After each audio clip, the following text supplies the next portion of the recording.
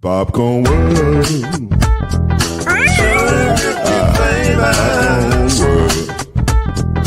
Popcorn World. Yeah.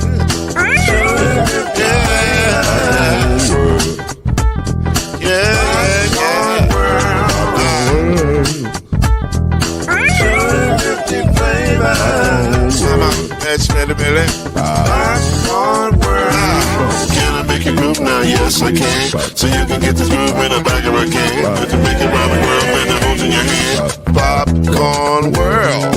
250 flavors gonna make you smile. 250 flavors gonna make you smile. 250 flavors gonna make you smile. I said popcorn make you smile. Ah. Popcorn World. Popcorn World. Popcorn World.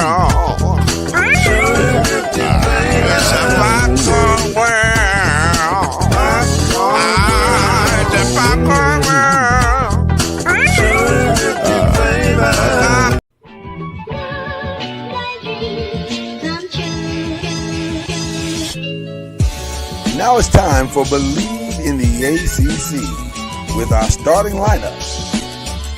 From Florida State, number 17, Charlie Ward. From Morehead State University, number 50, Lloyd Stan. And from Murray State University, number 2, Kendrick Haskett. Get ready for the best sports show about the ACC in all the land. Believe in the ACC starts now.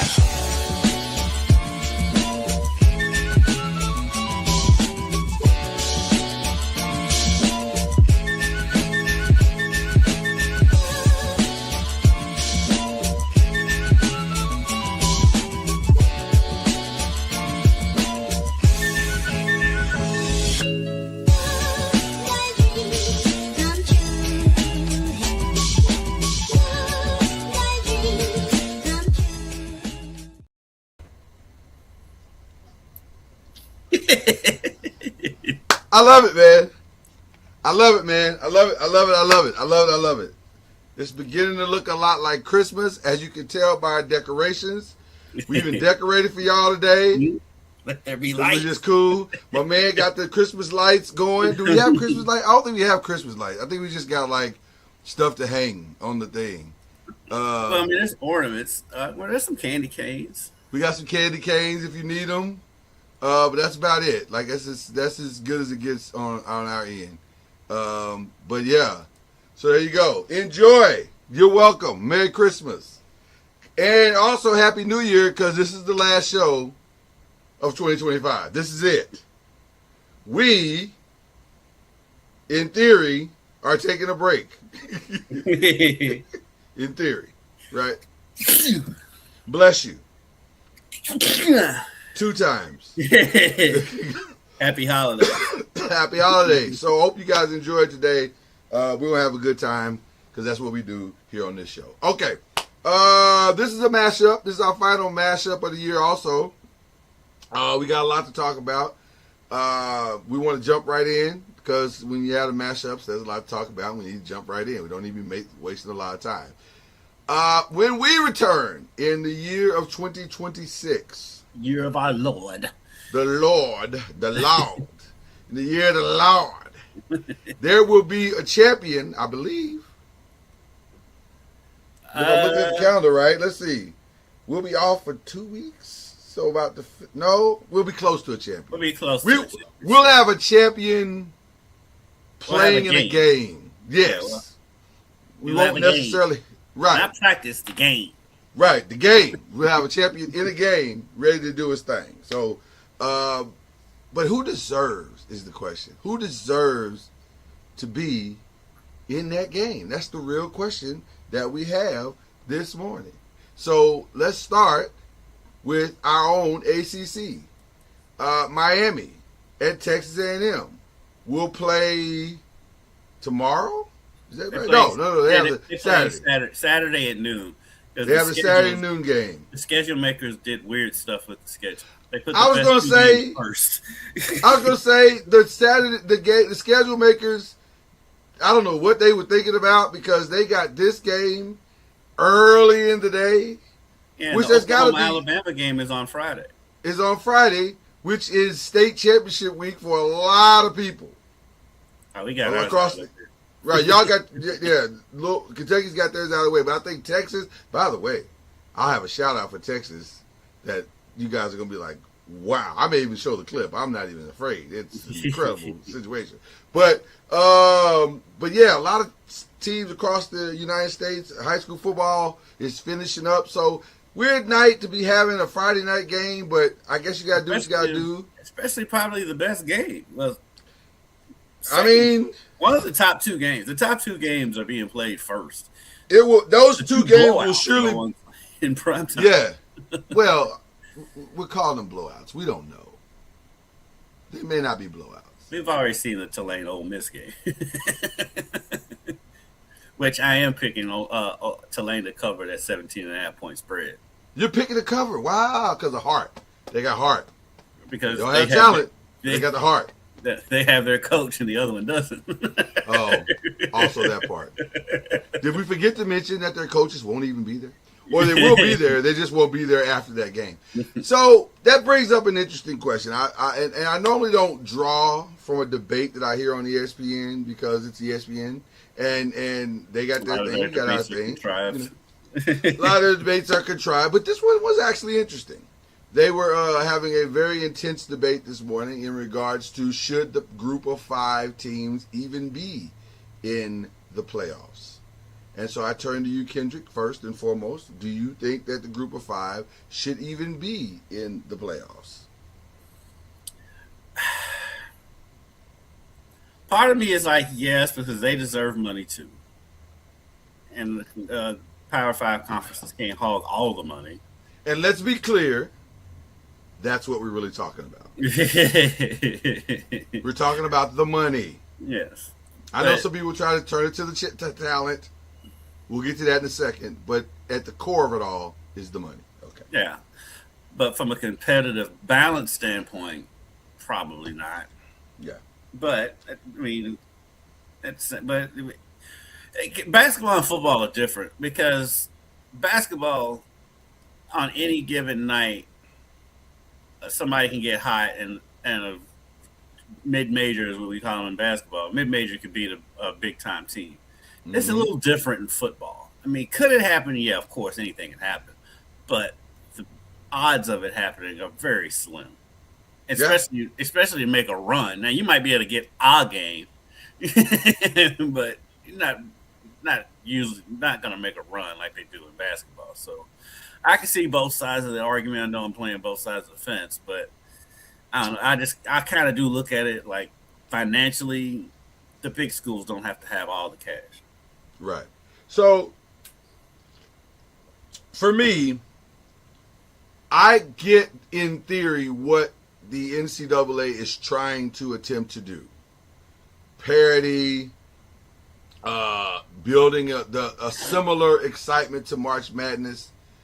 My first initial response to my own question is we're not there yet because it's not a 1-12.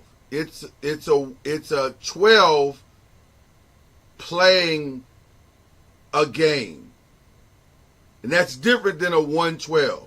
What makes a 1-16 exciting is the David and Goliath factor.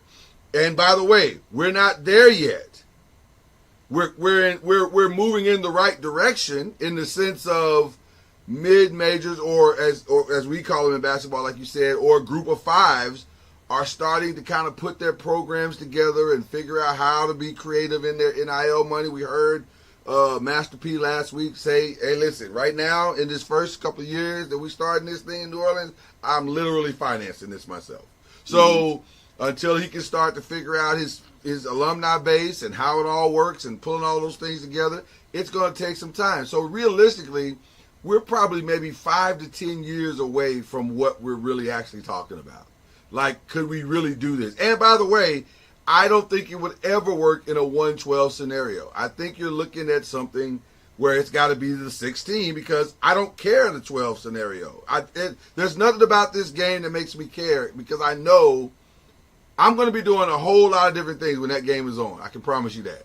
I'll probably be watching a movie or catching up on a series I haven't started. I have no interest in James Madison playing Oregon. No. Now, James Madison may pull off the greatest upset in the history of college football. That is a possibility. It's probably not likely, but it is a possibility. But if it was a 1-16 with a really scrappy 16 5 years from now, and also that 16 played his way into the tournament, I might be interested in that. Because everybody loves a good David and Goliath moment. Everybody. It's good TV. Well, in theory, for one, every time you say 112, I think about 112. And then hey man, I know why you're thinking that, because Cupid don't lie. See what I did there? Maybe on Christmas we have some peaches and cream for dessert. Yeah. But the thing is, like, I don't know, because like with your theory, you said you're not interested in the 112, but you're interested in the 1-16. Yeah.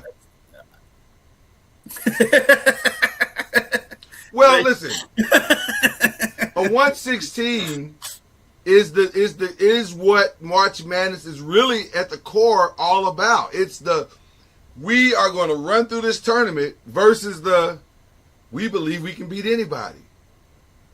Whereas with a 12 doesn't really believe that it can beat anybody. It just believes it can come in and make a good showing.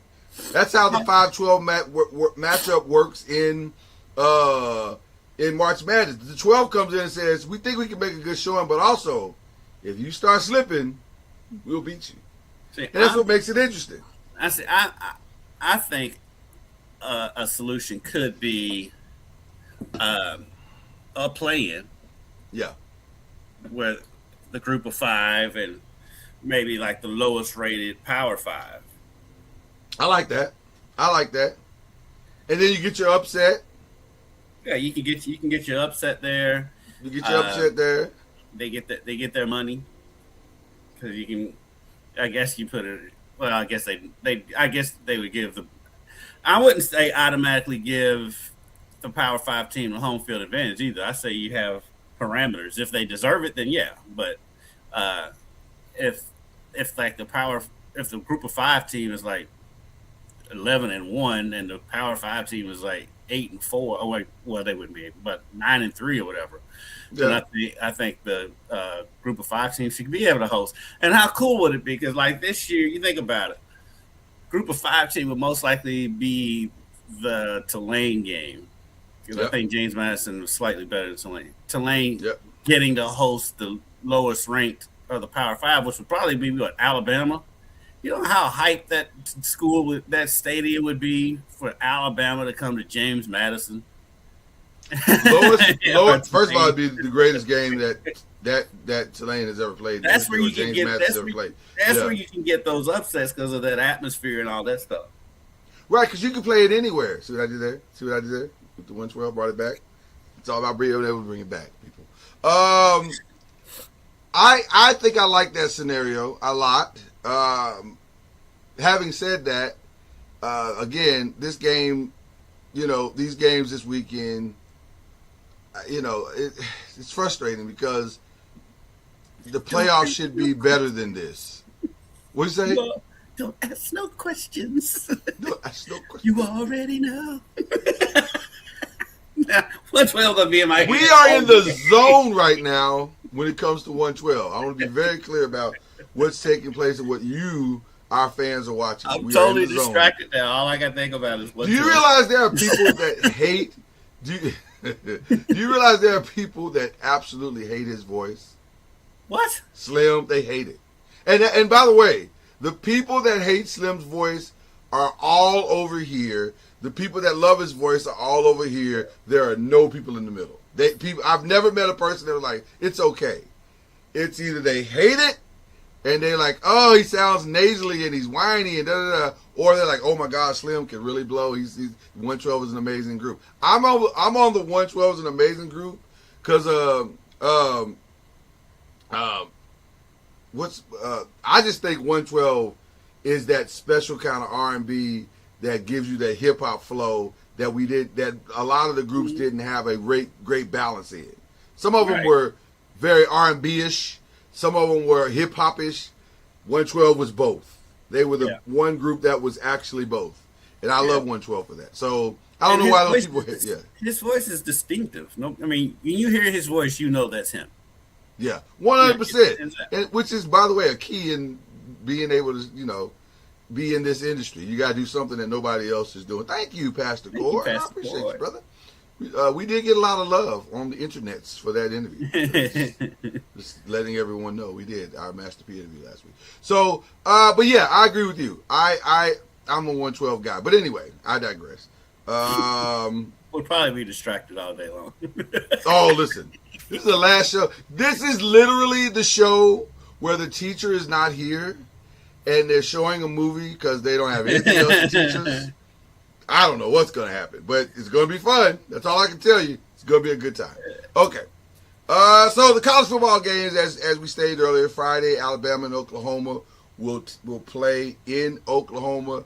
Oklahoma has been the nemesis, even more so than Georgia and Auburn, to Alabama. They have really given Kellen DeBoer fits, and I'll be honest with you, if Ty Simpson doesn't become Ty Simpson again, it's probably going to happen again. Like, I don't see a path for Alabama to win this game, if I'm being honest. I actually do. I think Alabama is going to go in there and pull the upset. Oh, okay. I do. I just think that, I mean, they only lost by, 2 points when they played there last time. And so I do think Alabama can go in there and pull the upset. Alabama's just been weird this season. But so is Oklahoma. Been weird. I was going to say, so is Oklahoma. Yeah. There's a reason why they're the 8-9 matchup. And their quarterback. One of them probably shouldn't be in the game in the first place, but that's the team I'm picking. Their quarterback was a Heisman, a clear Heisman favorite before he got hurt this year, John Mateer. And then all of a sudden, he went from Heisman favorite to, hey, man, you need to stay an extra year. Like, it happened, like, overnight. So I don't know what happened and how he fell out of the groove the way he had the injury. He got hurt. He had the injury, and he never came back from that injury. He came back from that injury too fast. Well, he did, but also, if it lingered that long, I don't know. It was a weird injury because it's a wrist injury on your throwing hand. So I mean, quarterback. So then I don't know. I feel like they should have set him at least a couple of games. They brought him back too fast. That's what it was. Way too fast. When he came back, he wasn't ready, and the statistics showed it. But as the season progressed, he did get better. I mean, he got better. He was fine. Or he became serviceable. He never got back to what he was, for sure. To me, the biggest question mark in this game, and the biggest question mark probably all season that kind of flew under the radar, is what happened to Ryan Williams, Alabama receiver. He was all world last year. He began the season on another tear. And then all of a sudden, he's not barely playing. He's not even on the field that much. And then, like that, well, he had a couple catches last game.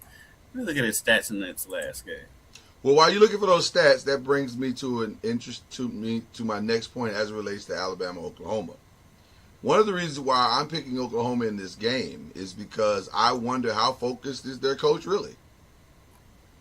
Because he has options. In the SEC championship, Ryan Williams had 2 catches for 33 yards. I'm just saying.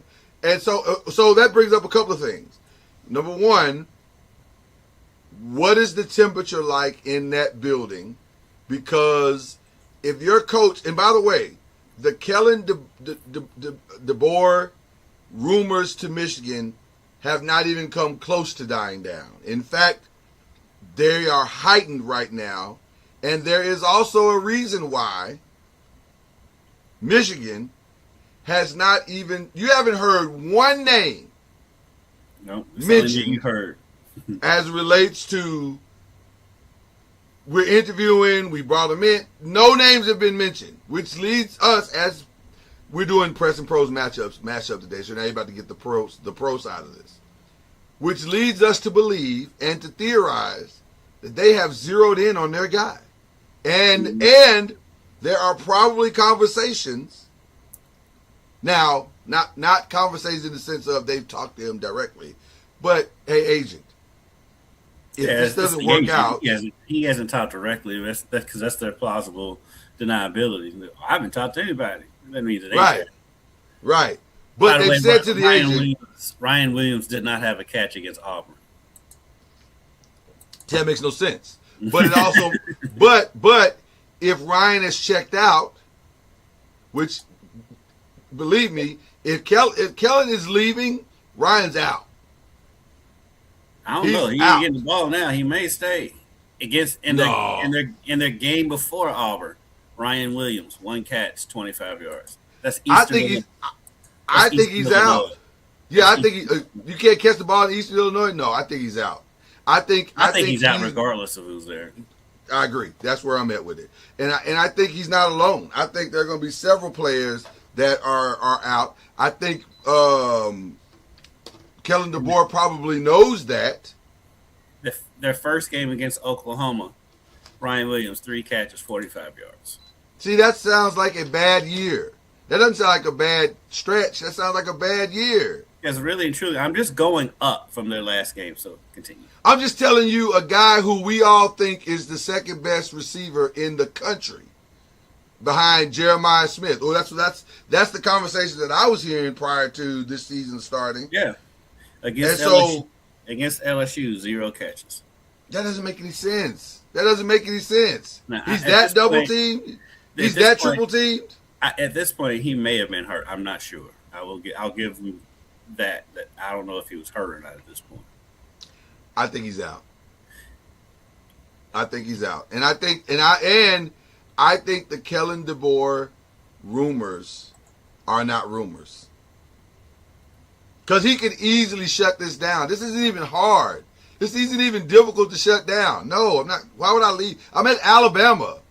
Why would I leave Alabama to go to Michigan? With all due respect to Michigan, I'm at Alabama. It's the pinnacle of college football, the tippy top of the mountain has been Alabama. Yeah, but so that's also a very spoiled fan base.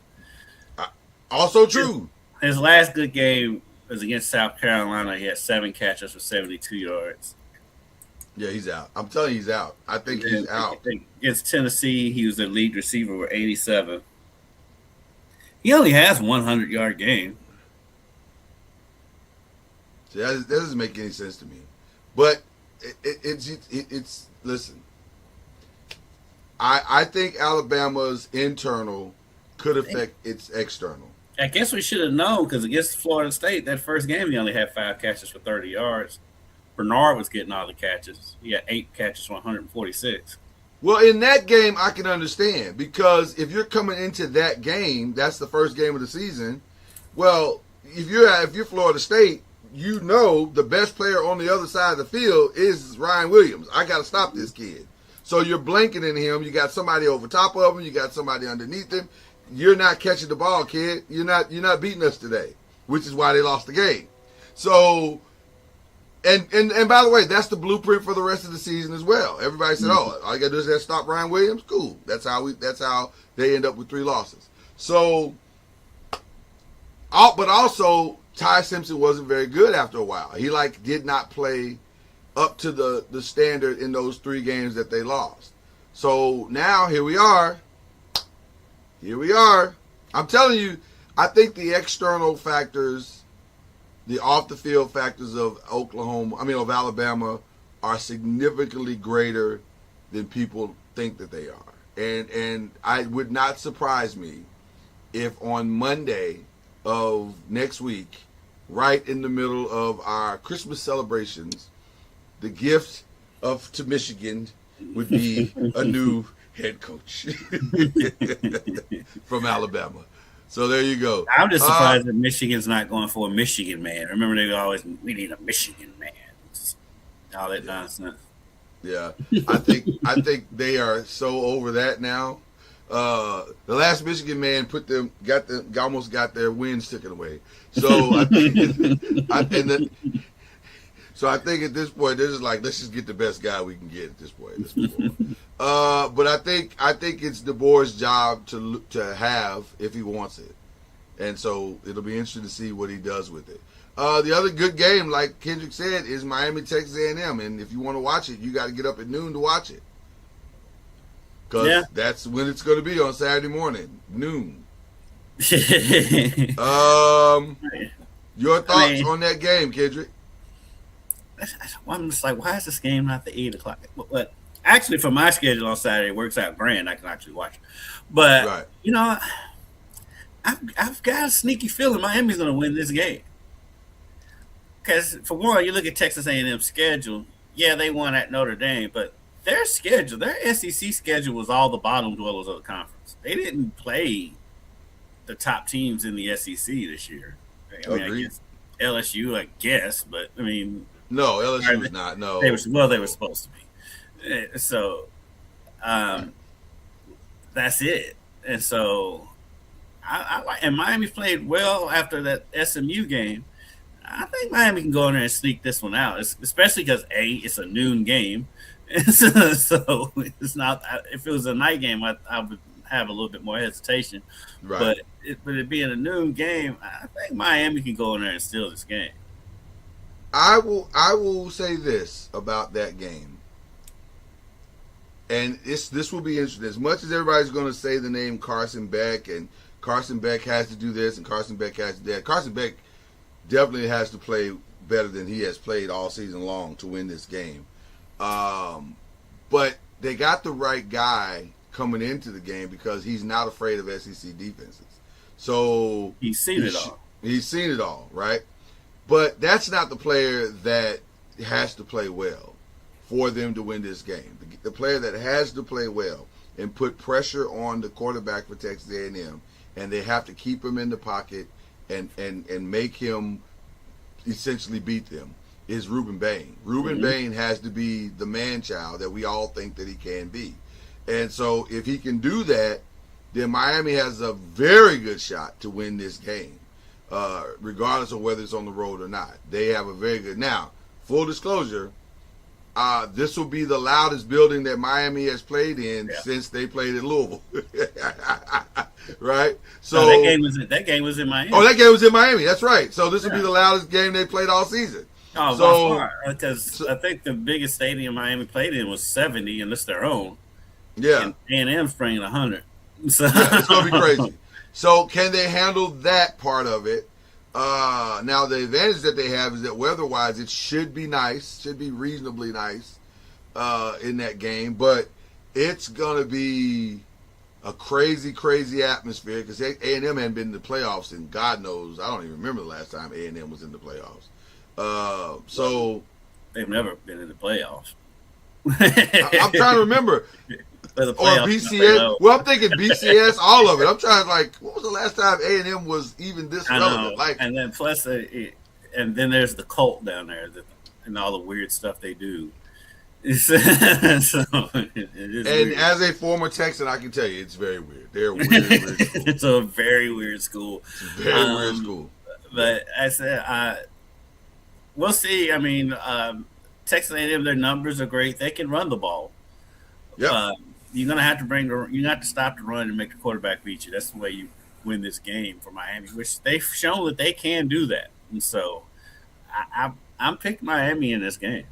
I'm going to join you. I'm actually going to join you. I really believe that Miami has what it takes to go and pull this off. As crazy as it sounds. And nobody can say we're being ACC homers because the team we make fun of the most in the ACC is Miami. Without question. But I do think Miami's going to win this game. We have summarily pronounced the U back many, many years. only to see that is simply not true. So it's definitely not homerism in this regard. Yeah, but this is one of say they're back. Yeah, but this is one of the times I do think it's in. And then I don't even know what this is. I don't even know why we're picking these other games. Oregon's going to destroy James Madison. Ole Miss is going to destroy Tulane. It's not going to be fun to watch. Go figure. You know what? The best part about the Miami thing is that it is early, so that allows those who need to do some late Christmas shopping, or if you're preparing the dinner, getting your dinner stuff ready, or whatever you got to do on that weekend, this weekend, you'll have plenty of time to do it. Plenty of time. So, but there's also NFL games too, and that may be the reason why they're doing it, because they know that the Bears, Packers are playing, and who else? Somebody else is playing. The Eagles. This Saturday. Eagles are playing. The Eagles play on Saturday. Wow. Yeah. I don't think anybody's gonna be watching that game either. But yeah. So that'll be an interesting game this weekend as far as Miami, seeing what happens with them. But we digress. Just real quick, an ACC basketball update, if we can do that real quick. Yeah, we haven't done much basketball yet this season. We haven't done much in the rankings. Duke is number 3 currently. Louisville, a unique loss. It wasn't unique to them, because that's how they've lost both of their games. Well, you know what's interesting? What I'm finding out about Louisville as it relates to on the road is that, because I actually thought they lost this one far different than they lost the first one. This one was clearly about Mikal and what he brings to the offense as it relates to stability. They looked, I don't know how much of the game you got a chance to see, but because Kendrick has been very busy, people, very busy. But they were really offensively unstable the entire game. It was helter-skelter. It was one-on-ones. It was bad ball rotation.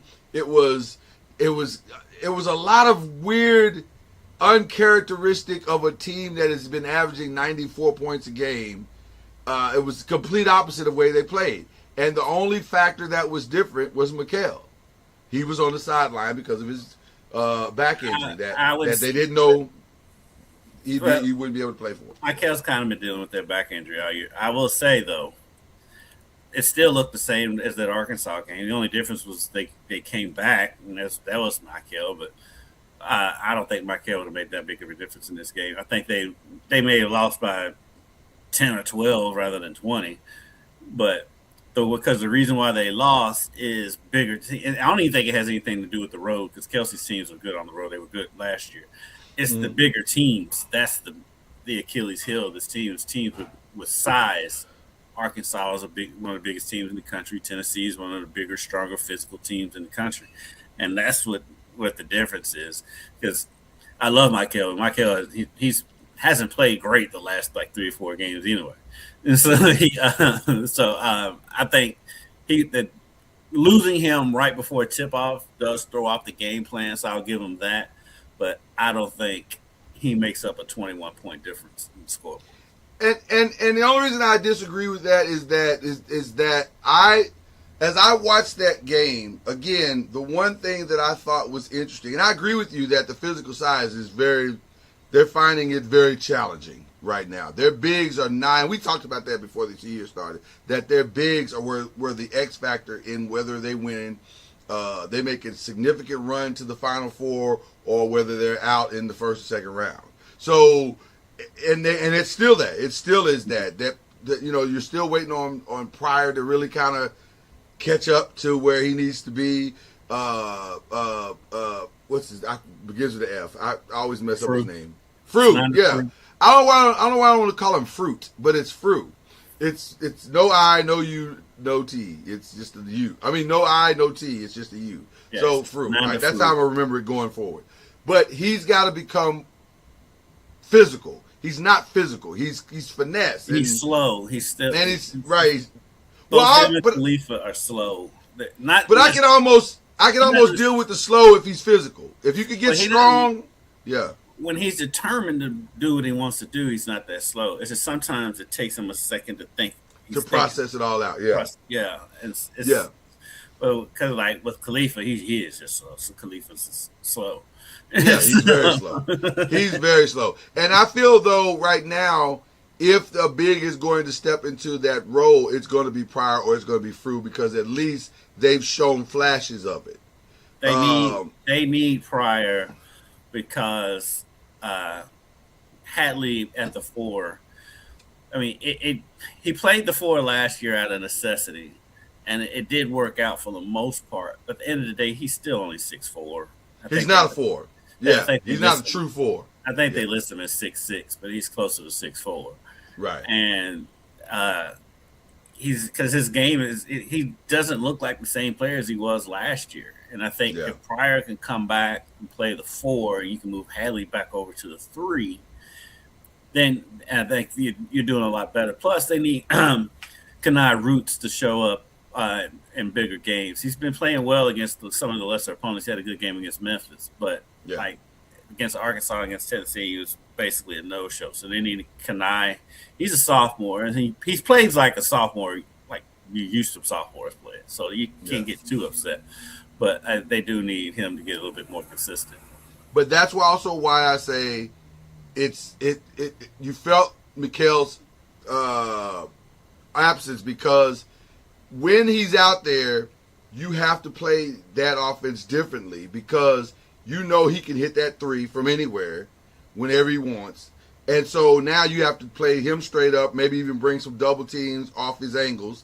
And then when you can do that, that's what's giving them those wide open shots. So when Kashawn, when Pryor is shooting that wide open shot, he can hit it. When some of the other guys shoot that wide open shot, they can hit it. But without that, without that, there is no X factor to offset the size. So Tennessee was able to play everybody straight up. There was nobody. Those guys don't make great contested threes. They make great, we rotated the ball and I'm open threes. and that seems to be the deciding flow or deciding factor in both games. Arkansas as well. They did not rotate the ball right. They did, and when those guys have to shoot a contested 3, that's not their ministry. That's not what they do. They shoot. We rotated the ball right. We came off some pin downs. We came off some screens. Came off some curls. I'm wide open. Boom. Now I'm shooting that 3. I can see the basket. I can let it go. I'm the other one that can shoot it, but he's not getting. But see, when he's asked to do that and bring the ball up and set it, that's not his ministry. He's like, that's not what I do. I shoot the 3 is what I do. I shoot it. So when you take everybody out of their normal rhythms, then it becomes problematic. And that's what Arkansas was able to do. That's what Tennessee was able to do. And so it'll be interesting seeing the rest of the season if another guard can, which is ironic because this is kind of the same problem they had last year. Can another guard step into the role of functionality for this team so that the drop-off from the point guard is not so dramatically exposing all of the weakness of Louisville's interior and their contested shooting. So that's going to be the weird thing. Well, Woolley played well in that game. It was his first start. He's kind of the backup. I still put him more on. I put him more on the bigs and the guards. I can't put it on the guards. The guards. I totally understand why you say that. I do. I really do. So yeah, the bigs have to be better. Frew has to be better. 100%. I give Pryor a little bit more leniency because he's coming off the ACL, and Khalifa is too. He had a major knee injury too, and so, but they have to get better. Period. I mean, one of two things got to happen. Yeah, you got to put pressure. Yeah, and I think Pryor's the one with the most upside that they just have to get better up front. Because the strength of this team is its shooting, and so if they got to open up opportunities to shoot the ball. And so either one or two things need to happen. Either we've got to rotate the ball better, or the interior, there has to be a collapse to the interior so that the interior guys are scoring, taking that pressure off, kicking the ball back out. One or two things got to happen. But neither of those things happened in both those losses, which is why we are where we are. Yeah. Right. So they did rebound it well, considering how good rebounding. Considering, yes, yeah. And by the way, I didn't walk away from either game thinking that Tennessee was that much, even though Tennessee obviously kind of blew Louisville, well, not even kind of, they blew Louisville out, or Arkansas beat. I didn't walk away from either one of those teams thinking like, oh, they're that much better than Louisville. I think they had home games, and they did what you're supposed to do at home. But I fully also think that if those games had been in Louisville probably could have rode the wave of the crowd, because Tennessee can't really shoot that well. It looked like they could in this game, but they don't really shoot that well. They hit 3 straight threes, but no, they're not a 3-point shooting team. They're not a 3-point shooting team. So it was an interesting game to watch, and I was like, wow, Louisville's going to be interesting all season long if they can't fix this interior thing. It's going to be like, it could be bad, but we'll see how it goes. All right, wanted to have some fun with you this morning as it relates to the ACC. And we're headed toward the home stretch in the NFL. And I just wanted to talk about impact players from the ACC going into this second to the last weekend. Is this the second to last weekend? There's 3 games left for everybody. There's 3 games left. There's 2. You're right. This is the second to the last weekend, or third to the last weekend. So, which players will lead their ACC players will lead their teams to the Super Bowl playoffs? So we got the obvious in the Jaguars and Broncos, which, by the way, is setting up for a great game. Trevor Lawrence and Cortland Sutton will go head-to-head from the ACC. Trevor Lawrence seems to be playing better. I want to believe it's here to stay. He does this every year where he has a stretch where he plays really well, then he returns to being Trevor Lawrence. Also, I refuse to get excited about him beating the Jets as much as like Dan Orlovsky came on Get Up and like Trevor Lawrence is playing about as well as anybody could ever play. And I'm like, he beat the Jets. Calm down. Right, yeah, that's just like they was hyperventilating about the Eagles beating the Raiders. I'm like, it was the Raiders. Calm down, it was the Raiders, and it was at home. I'm like, calm down, all the way down. Yeah. It's some of the stuff that they do on it because. And I love some of the guys, but like going into that Steelers Dolphins game, and they were like, oh yeah, a lot of them were picking the Dolphins. I'm like, Miami's not won a game when the temperature's under 40 degrees in like 10 years. Why are you picking the Dolphins to win this game? I didn't understand that either. I was like, I'm like Stephen A. I don't agree with Stephen A. on everything, but when he said it's going to be less than 40 degrees, they're going to lose. Right. I agree. I was like, yeah, why are we doing this? Why is this even a segment?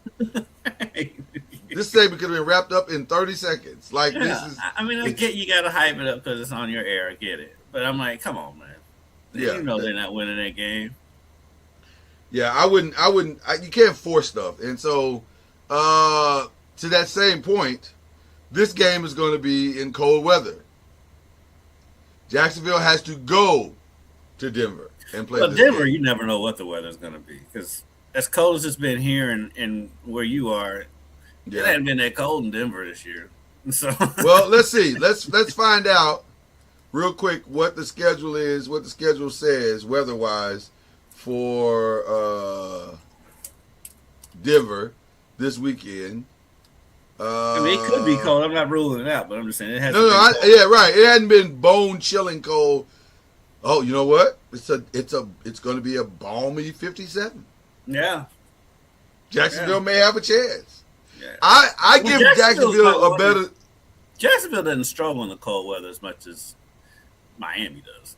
And nobody does. Yeah, Miami's awful. Miami's awful in the cold weather. But Jacksonville, I give them a fighter's chance to win this game. So I'm gonna go with Denver in the game just because I just think Denver's the better team. Denver definitely has the better defense. Like, it's not close on defensively. Listen, I'm just not. It's hard for me to watch Bo Nix play and go. Although I will say this: this last game was his best game. Mm-hmm. This last game, he threw some passes to make you go, "This kid might be figuring it out."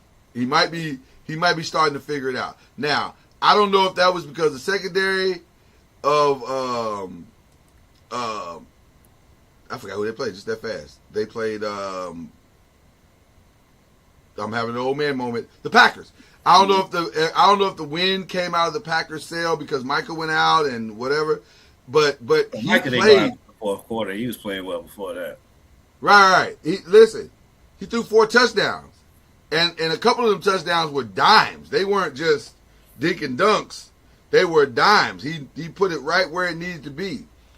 So now, I'm not completely sold on the Packers secondary. Their front seven is the strength of that team, but it will be interesting to see how the Jaguars respond to Bo Nix. So I don't know. If Bo Nix is starting to turn the corner, then yeah, I agree with you. They are the better team. Bo Nix has just never impressed me, but until this past weekend. But we'll see. I'm gonna go Jaguars, pull it off because they got a lot more to play for. The Jaguars are still really trying to lock up the AFC South. Although I think now that I don't know. The Texans are playing, man. The Texans are balling. Hey, man, the Texans are coming. They're the scariest team in the AFC playoff wise because they kind of flew under the radar. And that defense is probably the best defense in the league. And then C.J. Stroud seems like he's starting to come out of whatever fog he was in for half the season. And so, Houston is a scary good team. I've been a big fan of D'Amico the whole time. 100%. I was worried about it because, like, early in the season, I was like, is D'Amico going to keep his job? But it was bad at first. Yeah, they got it turned around, and I said that defense. I mean, that's one of those defenses that's like you're excited when their defense comes on the field. Absolutely, 100%. You're just as excited for their defense as you are their offense. This is an interesting one as well because not so much that the Cowboys are going to, win or anything. I'm not delusional. But I'm saying... Almost made me give you the finger. No, don't give me the finger. That's not necessary. That's not necessary. It's Christmas. It's Christmas. You're my brother. What makes the game interesting to me is Omarion Hampton. And can they continue to bring him back from the injury that he had? Because when they were at full strength, they looked like the best team in the AFC. And now that they are about to win the West, and let's be clear, they are probably about to win the West. Are they that far ahead of Denver? Well, I don't think they are ahead of Denver at all. But I think Denver's got a 2-game lead on them. Is it a 2-game lead? Okay, so Denver's 12-2. I don't think people realize that Denver is 12-2. 12-2. They are 12-2, aren't they? The Chargers are 10-4. So yeah. Do they play again? No. You know what? Yes. They play. Let me use my new split screen. They play. They do play again week after that. Love the split screen, by the way. This is the greatest thing that ever happened to a computer. So they need Denver to lose. They need Jacksonville to win. And they have to win out in order to win the division. Yeah. So. Okay. All right. Which, by the way, is a possibility. Is very much a possibility. But I like what the Chargers looked like when Omarion was playing at his best. And yes. Yeah, he's somebody that we were all excited about because we saw what he could do in Carolina. But he kind of felt like he got injured early. Yeah. I'll be honest with you. My questions with the Chargers are not with him. As much as hype as he gets so much hype, and I'm like, this dude disappears a lot. For all the hype he gets, disappears a lot. But that's why I wonder about Omarion, because if Omarion is playing the way that he plays, the first time I ever believed in Justin Herbert was when Omarion Hampton got there. I was like, oh, Justin Herbert actually looks like he can sling the pill now, like he's consistent.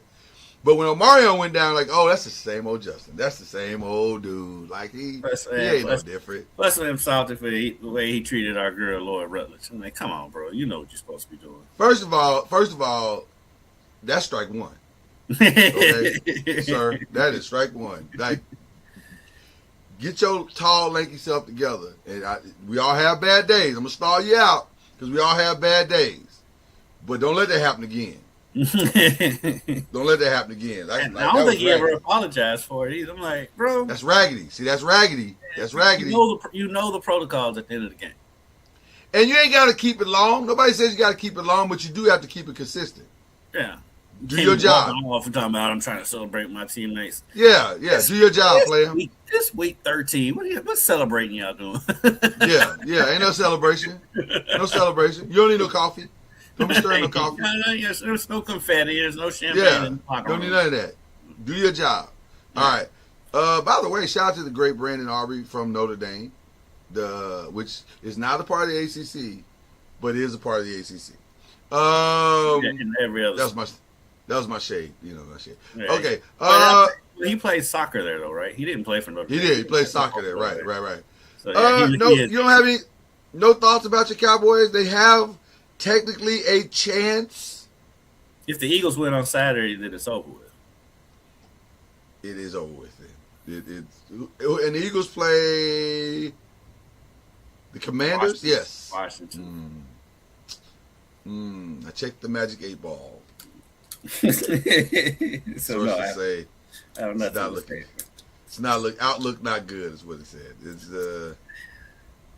outlook's not good. That Vikings game was weird. That was a weird game. If you know me as well as anybody. I do. And you know that I was not surprised by the outcome of that game. You were not. One of the things Stephen A gets on my nerves. What he says is true, and I've said it on this show. Yeah. As soon as expectations roll up for this team, that's when. And by the way, lack of better terms, when they S the bed. And by the way, had all of us, and I mean all, convinced, like, you know what? They could run the table. I even went on the air here as well. They could run this could. And then they said, oh, you think we can run the table? No, we're not. How about absolutely not? The reason why I thought Dallas was going to catch the Eagles was because I thought the Eagles were going to keep losing. It had nothing to do with Dallas. It was more about that, right? The Eagles, and by the way, still a possibility, because I do not believe that the Eagles are fixed in any way, form, or fashion. Now, the blessing for the Eagles is that they're playing the Commanders. So they probably will win this game. And they're playing a Jaden Daniels-less Commanders. Mm-hmm. So probably they're going to win this game. Probably. But are they fixed? Absolutely not. I don't believe that. Not even a little bit. I don't think so either. But the good thing for them is the way their schedule sets up, they can fix it ahead of the playoffs. And so their checking the savings is working out perfectly. It really is. Yeah, the schedule is worked out for them where they're not playing anybody at the end of the season. I think they have one tough one. And I think they play Buffalo next week, I think. Is it Buffalo? That might be right. I think that might be right. The chart. No, not the Chargers. Who do they play? Dallas plays the Chargers. Yeah. It's something. It's something significant. That's exactly right. It's the Buffalo Bills, which will be an interesting game because it could be a Super Bowl preview. Could be. Neither one of them making the play the Super Bowl. I'm just saying. Because it's this Buffalo. I mean, it sets out perfectly for Buffalo to finally make the Super Bowl, and I think their defense is going to let them down. I have a thought that I want to share with you when we get to the last one of these selections, and I want you to tell me what you think when we get to it. Packers, Bears. Everybody believes in the Bears now. Oh my God, Ben Johnson has come in and fixed the Bears. He's fixed the Bears. The Bears have some good wins. I do like this Bears team. I think Caleb's getting better. He is getting better, but I still hate some of the things he does. I hate it. Yeah. That run to the right, sling the ball, the one where the receiver really actually bailed him out because he actually caught that throw between three people pass. Let me tell you something. There's not a coach that has any common sense at all that would tell Caleb to throw that pass. That was not a great. And I don't care how many times you throw it on Sports Center. I don't care how many times y'all talk about how amazing the pass was. Be honest. See, that's the part. It's the hypocrisy for me, Kendrick. Y'all know if that pass would have gotten interception and accepted by any other team other than the Browns, and it should have been intercepted, they'd have ripped Caleb a new one because that was a terrible pass. But he got away with it, and so because he got away with it, that's the game. That's the game, baby. That's the game. So he does stuff that is infuriating to me, and it's like they keep saying, well, Ben's going to coach that out of him. He hadn't so far. It's only been a year. But I'm saying he runs that same, I can't stay in the pocket, I'm going to run to the right thing. He's done that all year long. Which, by the way, Ben may be telling them, if you don't feel comfortable, get out of there and go try to make a play. I think I'm still reserving judgment on Caleb because you also have to factor in he's on his 1, 2, at least third, and I think maybe fourth offensive coordinator in 4 years going back to college. And so, listen, that is true, but also the other thing is they are 10-4. Despite what all the things I just said, they are 10-4. They're carried by the run game. By the way, they were just given a gift. They were just given a gift in that Micah Parsons will not be playing in this game. Mm-hmm. So it is. Even though the way they run the ball, that's kind of like kryptonite to Micah anyway. That's how you minimize Micah is run the ball right at him. As a Cowboys fan, I saw that game in and game out. Yeah, 100%. 100%. So they have a very good chance to go ahead and snatch the division away from everybody this weekend if they can beat the Packers at home. That's the other gift. Our guy, friend of the pod, Tutu Atwell, and the Rams will take on the Seahawks. This is also an interesting game. It's a huge game. The game's tonight. Yeah, Thursday night football. It's a game tonight. The thing that makes this game very, very interesting is that the Seahawks were a field goal away from winning against the Rams last time and changing the narrative of Sam Darnold that he can't win the big one. He did all the right things. They just missed the field goal. Mm-hmm. So now this one's in their house. What is the weather going to be like on this? I'm just out of curiosity. This is going to be. Is there a weather update here? They used 51. It's going to be 51. So weather-wise, weather won't make it. The Rams won't be. The Rams playing. Their game travels, and you don't have to worry about weather with them. Well, they blew that game against the Eagles. I mean, they blew that game against the Eagles last year, but they was busting the Eagles in the snow. Yeah. Well, and this is an interesting one because they're only a 1 point. Seattle's only a 1 point favorite. 1 point. That lets you know that Vegas thinks the Rams are the better team. Yeah, the Rams could. Well, listen, this is for the division. I would imagine. I don't think. I think the Rams are the best team in the league. I think a lot hinges on if Devontae Adams comes back, if he plays.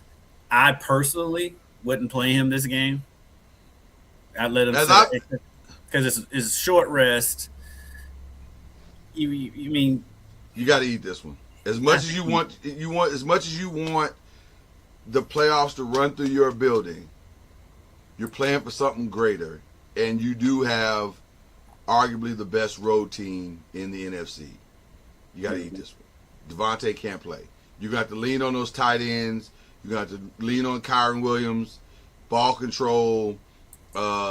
Send Tutu when you can. Puka's going to have to be possession. Take advantage of his mismatches when you can. Run some. We don't want to call them screens because that's illegal, but you know what I mean. For Puka, and just play a possession game, and beat I think Seattle their that way. offense is balanced enough to where they can adjust to not having Devontae there. Exactly. Because, I mean, if we're being honest, coming into the season, we weren't expecting Devontae to have the season he's having. I mean, Not at all. He looks like, and this is like one of the best seasons of his career, late in his career. He looks like Devontae. Yeah. Like so, Packers Devontae. Packers Devontae, yeah. Yeah. And so I think for a game we can hold up. And plus what's underrated is how well they run the ball. I mean, while Williams and Corum, I mean, they've been dominant on that. I mean, they're probably the second best 1-2 punch behind the Lions. Corum is such a steal, bro. Yeah. Like they got their scatterboo. That's their scatterboo. And he's physical. And in the third, fourth quarter, he is a problem. Oh my God. Coming downhill, he's a problem. Yeah. You still have Stafford. And so I think the Rams are the best team. Who is probably going to win the MVP? Probably. And deservedly so. The final game that I want to address is Drake May and Lamar Jackson. Or Patriots and Ravens, as some would call it. And right now, the Ravens are a half a game back. Yes. Well, they're a full game back, but they play Pitt later. They play Pitt next, I think. Yeah.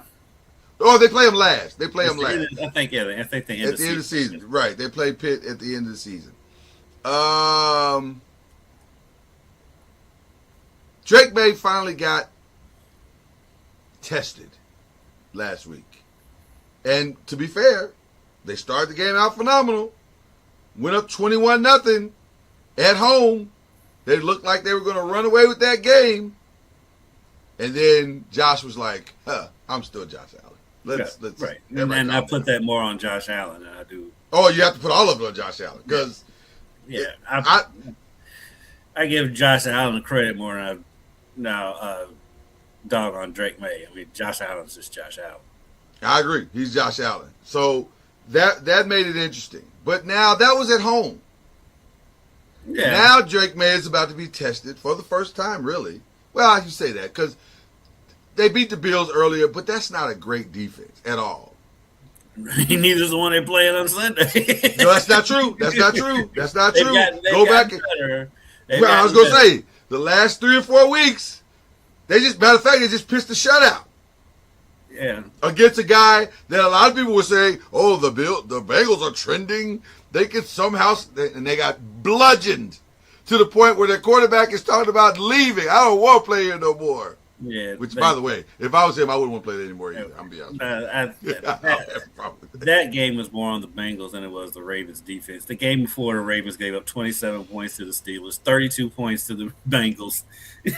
No, I'm not going to say they have a great defense. It's not a great defense, but it was great this past weekend. And that quarterback that they just beat, far, with all due respect to Drake May, far better than the quarterback they're about to face at home. Here's my question to you. And this is a crazy thing to say. Now, for this to happen, the Ravens got to run the table. They got to beat the Packers next week, which is not out of the realm. At Green Bay. Which is not out of the realm. Not out of the realm. And then they got to turn around and beat the Steelers. But what if? I'm ready to what if now. All of this madness has happened. All of this craziness has happened. And at the end of January, the two teams that started this season, and we all said, wow, those look like the two best teams in the AFC. What if it all comes back to that, and it's the Ravens and the Bills in the AFC Championship with their best chance by far, to not only go to the Super Bowl, but to win it. Because you got to believe, because here's the reality. Whether the Ravens made it or whether the Bills made it, you would put your money on both of those quarterbacks above anybody in the NFC except for maybe Matthew Stafford. Maybe. I wouldn't put either one of them ahead of Matthew Stafford in a big game. I don't know if I think I would. I think I would. you wouldn't put Lamar ahead of Matthew Stafford in the big game. Come on. I think I would. I would. You know I love Lamar. No. If he's healthy, I would. No. But for one, yes. Lamar hadn't been healthy all year. And two, when has Lamar shown you in the playoffs that you would put him ahead of Matthew Stafford? See, I hate that narrative. If I'm being honest with you, I hate that narrative. Because the last 2 years, I don't think those losses were on Lamar. I think those losses were team losses. Okay. Play calling, the whole nine. Right, the whole nine. What about what you see from this Ravens organization makes you think they're going to beat Matthew? Now that's a different statement. That's a different statement, Kendrick Haskins. That's a different statement. That part I agree with. I would bet on Lamar more so than I would bet on the Ravens organization. Now, if you're telling me I got to bet on the Ravens organization, then I'm probably going to keep my money in my pocket because they haven't proven that they can win. But I this season to me, especially if the Ravens can beat can finish out the season, the 1, 2, 3. This is going to get really interesting because I do think one of those two quarterbacks is probably going to go to the Super Bowl if it comes down to those two. Because who else are you betting on in the AFC? C.J. Stroud, Drake May. Nick. You're certainly not betting on Aaron Rodgers. No. The only thing is they both have to go on the road to do it. Like, okay. And neither one of them has shown they can do it on the road in the playoffs. But the one thing that I'll say is that experience is the greatest teacher.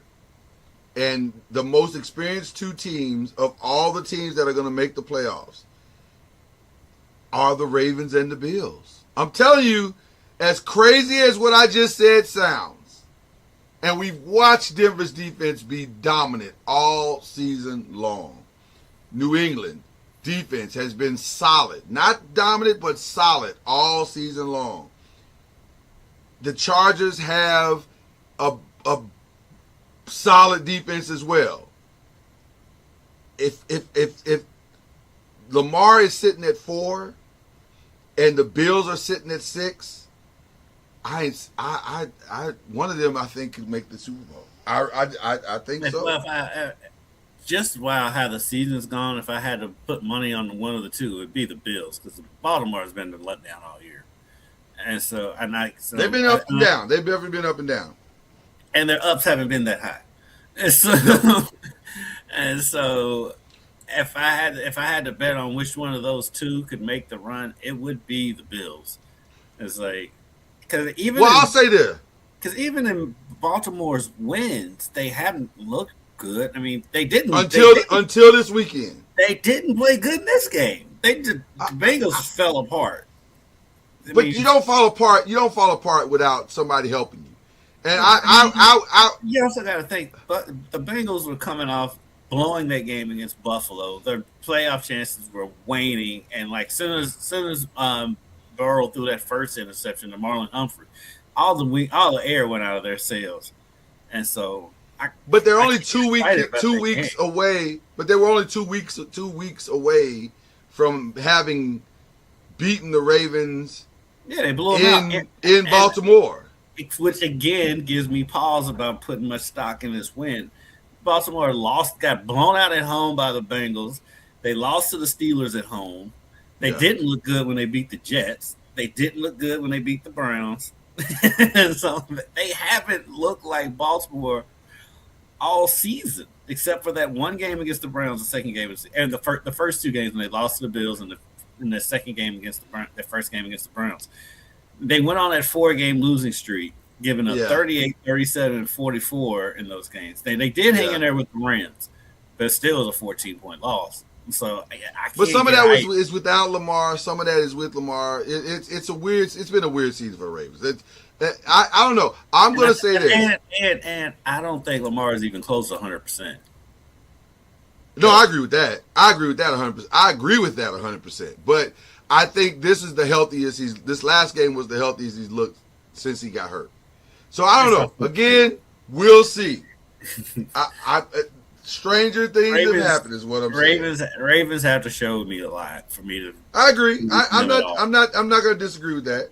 Because I think this is it for Harbaugh if they don't make the playoffs, which is entirely possible. I think this is it for Harbaugh.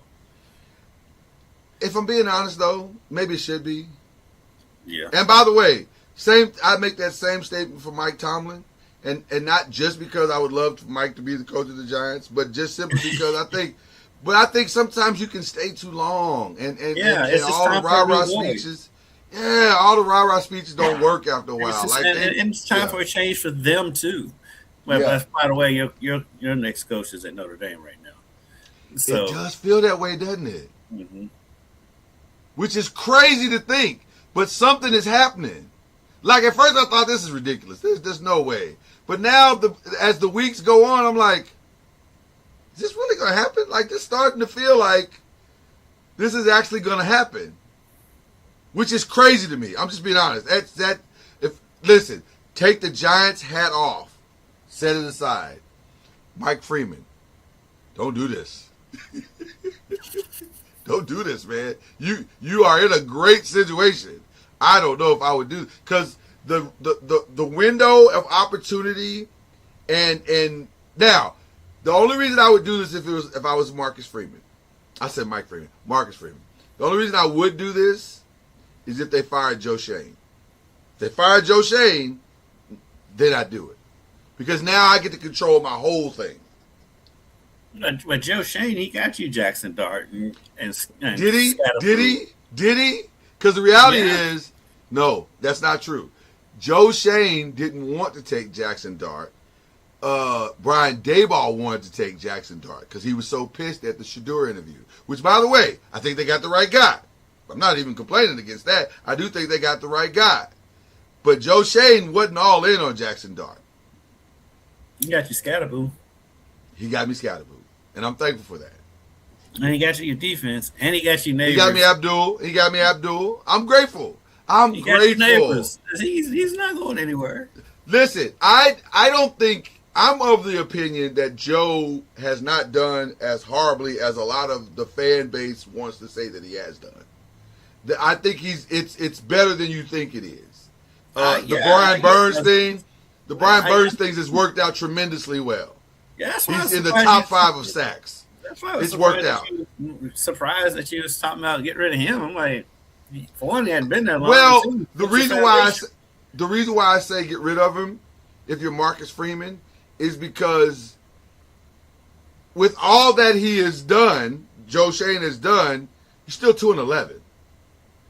And you're that over the last few years. So do you want your future tied to this guy? The answer is no. You want to be able to get your own guys in, start fresh, and be able to build your own path. So that's the only reason I would say don't do it. At least not now. But at the same time, if not now, when? So it's a real conundrum. But plus, you also got to think of he's rebuilding from the clown show that was before him. The clown show. Which I thoroughly enjoyed. I know you did. I didn't like it. I didn't like it. That dude literally set us back a decade. Not even joking. He literally set us back an entire decade. Yeah. Wow, it's unbelievable. Yeah. We've been crawling out of that hole, that Gettleman hole, for a decade. Please bring it back. No, bring we're good. Back. Put him in an advisory role. We're fine in the East. We're fine in the East. We're good. We don't need any more problems over there. All right, so that's all the ACC we got for you guys. We hope you enjoyed that. Switching hats to the Press and Pros. Kendrick, guess what? Yes. We have a champion in the NBA Cup. Yes, we do. And they celebrated like they were champions, like they hadn't won anything in 30, 40 plus years. They haven't. It's because they haven't. But the Knicks are the new NBA Cup champions. Now, the stat of the week is the one where they said every NBA Cup winner, starting with the Lakers, have all went out in the first round of the NBA playoffs. And by the way, that is as likely for the Knicks as they make an Eastern Conference run. It can go either way.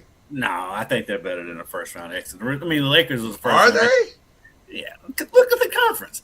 The Lakers were a first round exit because they were the Lakers. Okay, you say that's true. Okay, let's go to the standings, shall we?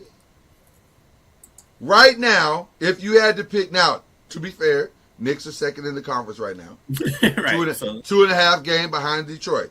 But if you had to put them in a 7-game series right now, you taking Knicks over Detroit?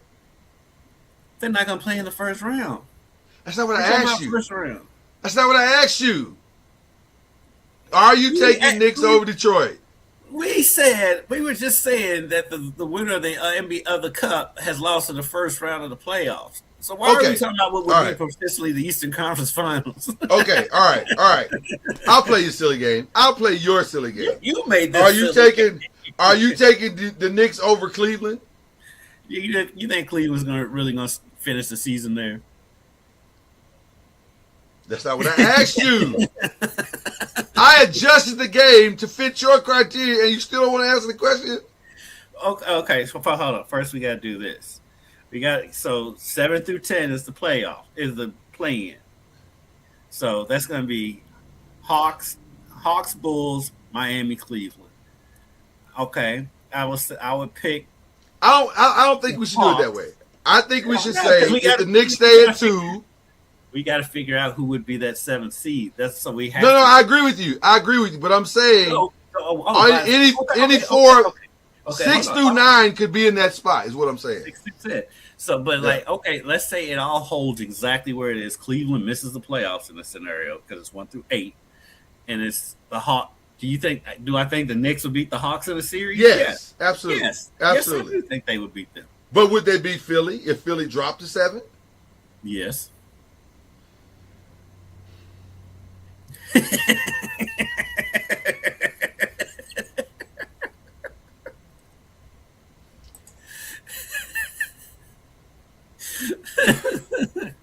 It's interesting. Philly's interesting. The teams in that from 4 down. Yeah, the Knicks beat all of them. From 4 down, the Knicks can beat all of them. It's so people who don't have ESPN in front of them. From 4 down.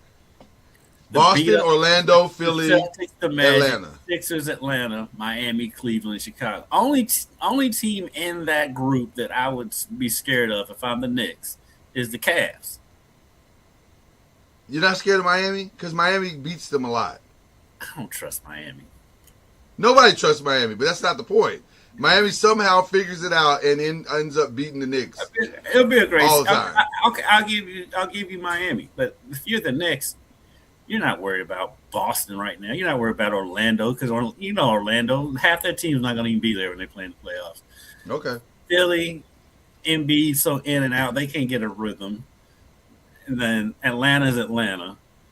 The Bulls are scrappy. I do like the Bulls. I like that Bulls. I like the Bulls. Yeah. I watched that Bulls-Cavs game last night, and the Bulls led that game the whole way. Even though the Cavs did some weird stuff at the end of that game. Because there was a stretch in the fourth quarter where Donovan scored 10 straight points, and they took him out for a stretch, and Chicago took over the game. It's like, what are we doing here? As crazy as this is going to sound, I think their coach could be in trouble. No, I don't think it's crazy at all. Because they should be way better than this. They should not be 15 and 13. They should not. Right? They should be way better than this. What is the problem? And I gotta give this man his flowers real quick because I never saw this coming in the NBA for him. Kobe White is a player for the Bulls. He is so good.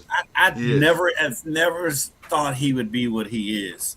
In the NBA. What it is? His basketball IQ is way higher than I thought it was. Yes. He's a much smarter, much more efficient player than I thought he was coming out of school. I was like, he's just a dude. He's just a guy that runs fast and can get to the basket sometimes, and that's what I thought he was. Now I'm realizing that's not necessarily true. Those things are true, but also he has, and I don't know if that's just the development of him, because maybe it is, but whatever he has done between the time he left school to now, he has become a very complete player. And you kind of like, wow, this kid can really do a lot of great things. So, I agree with you. I just looked at their schedule, though. They went on a 7-game losing streak. Not only was it a 7-game losing streak, they didn't lose to good. They lost at the Pelicans, at the Hornets, at the Pacers, at the Magic. That's not a bad loss. Home to Brooklyn, lost again to the Pacers at home. Got beat by Chicago. Oh, they got beat by 32 by Golden State at home. And they're still in the 10th spot, by the way, just to let you know. So they're again, still in the 10th spot. So when you ask me if I'm worried about the Knicks, no, I'm not worried. I just asked the question. Now, if I'm being, listen, somebody's got to take the opposing point. We agree so much sometimes we just have to take the opposing point. The truth is, I think the Knicks are probably, for sure, if not the second best team, they're the first best team. Like, I like the Knicks chance. Only reason why I can't pick the Knicks to win the East, because at some point the Knicks will nick. That's the only thing that scares you, because the Knicks will nick. But they looked unnickable the other day. But also, Wembanyama only played 20 minutes. You got to wonder, had he played the whole full 40, I don't know. So it's interesting. The Knicks are very, very interesting. But they did win the cup. What about that? I will give the Knicks that. They are always interesting. They are and always. Fans will always overreact to the smallest. Oh, yeah. Yeah, one of these days we're going to have a conversation about the most delusional fan base. We'll have a full show of delusional fan bases. And we're talking all the way across the board, by the way. Like, not even just basketball. Like, who has the most delusional fan bases? Notre Dame is probably number one. And then Really? Yeah. Notre Dame is number one? Yeah. Notre Dame is number one. Notre Dame is number one. Absolutely not. Because you're trying to say the Cowboys. The Cowboys. Yes! The Cowboys have won since Notre Dame has won. That is true. Now that is true. That is very true. 3 times since Notre Dame. That is very true. That is very true. That part is very true. But also, nobody believes that they're going to win a championship every year more than the Cowboys. Nobody. Notre Dame is right there, dude. Notre Dame. I don't know if it's more than the Cowboys. See, you're looking through your own prism. You are the most balanced Cowboy fan I've ever met. So you can't look through your own prism. I lived in Texas. Nobody is more delusional than the Cowboy fans. They are out of control. So, but also, you could throw the Yankees in there. Yankees.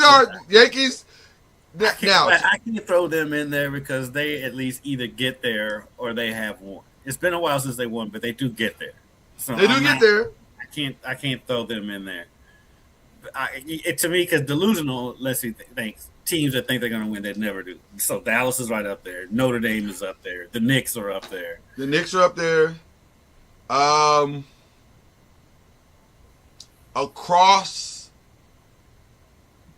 We're talking across all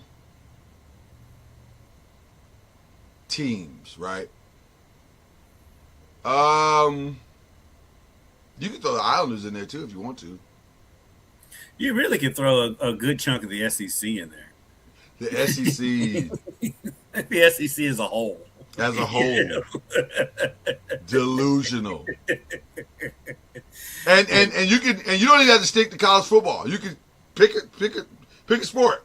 I'll let them go with that. I'll stall them out last year because they were the best basketball conference last year, and they did win the national. They still think they're the best basketball conference this year.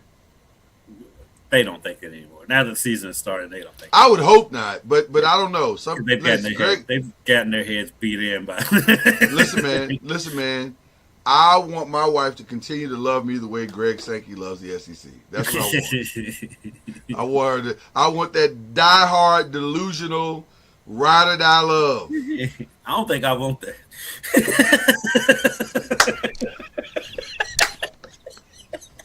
I don't think that. That's some serious love right there. That's some blind, delusional love right there. That's some you ain't got nothing else going on in your life type of love. It's a scary kind of love. I ain't gonna hold you. It's a scary, scary kind of love. That's a I just want to crawl up in your skin kind of love. It's very intense. Yeah. Yeah. So I don't know, but that's an interesting conversation. We'll have to because I'm sure we're leaving a lot of teams out. We'll have to come back to that one. But I do want to ask you this though. One thing I did discover in this Cup run, Lakers got a serious defensive problem. You just now discovered that. Yeah. You didn't just discover that. Well, here's what I discovered. You're right. But here's what I did discover. I thought their young guys would come faster, and they're not. They're not coming along faster than what. Because here's the interesting part about the Lakers. Lakers can score 130 points, no problem. Problem is, They'll give up the three guys that score the 130 are the defensive problem. Right. And we knew that coming in. So I'm like, why are you there? Well, because I thought Marcus Smart more, although he's been in and out hurt. I thought Vanderbilt, now that he's healthy, would be more, and he has clearly lost the trust of his head coach because he's in and out. Although he played well, that was a weird game. That Suns game was bizarre. I don't know if you saw any of that. I read a lot of it. I didn't see. I wish I could have seen it. And by the way, was not a game that I was going to watch. And somehow stumbled on the last 5 minutes and was like, this is the strangest thing I've ever seen. This was crazy. Dylan Brooks is the definition, the clinical definition of an idiot. Like, the way he ended that game, he hit a solid game winner and rewarded himself by getting a thrown out the game technical. You're like, but that is Dylan Brooks' entire career. Dylan Brooks in did 30 what he seconds. did to anybody but LeBron. He would not have been thrown out of the game. And I will respectfully disagree because it wasn't the one time that he did it. He did it like twice back to back. And you're like, fam, you just got a tech for this. You literally just got a tech for this 3 minutes ago. Because it was LeBron. No, I'm going to disagree with you on that. It was because LeBron screamed in that man's face against the Spurs after that dunk. Screamed in that man's face for a good 4 seconds. Nothing called. No, I agree with that. I agree with that 100%.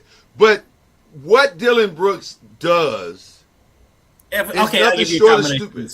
I give you a combination. It's because he did it to LeBron and because he's Dylan Brooks. If you're putting the percentages at 70-30, then I can get on board with that. Because the Dylan Brooks factor is high. I got to be honest with you. It's really high. Because can I tell you why? Can I just tell you why? I agree. It's a bad mix. It's a bad mix all the way around. But the problem is that it's so stupid. Because Dylan Brooks does stuff that doesn't require, like this battle that they're having is only in Dylan Brooks' head. Dylan doesn't give a fuck about Dylan Brooks, but Dylan Brooks thinks he does. And so that's why it's so stupid. It's like, fam, that man don't care about you like that. You're not a real rival. You've won nothing. That's why him and John Morant was such a good pairing, because they're both irritants. Yeah. Irritants and two of the most delusional people on the planet.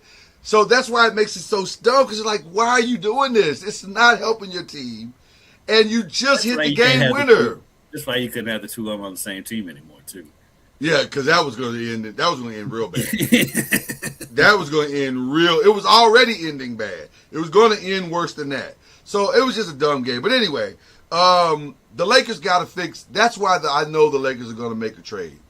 They have to get somebody out there that can offset. If you're going to keep Austin Reeves, which it appears you're going to do, although maybe you're not, I don't know, but you got to get somebody out there, at least 2 or 3 guys out there that can play solid defense and save Luka and Austin Reeves and LeBron from themselves. LeBron can't play defense like that no more. He can't, bro. He's Olay, bro.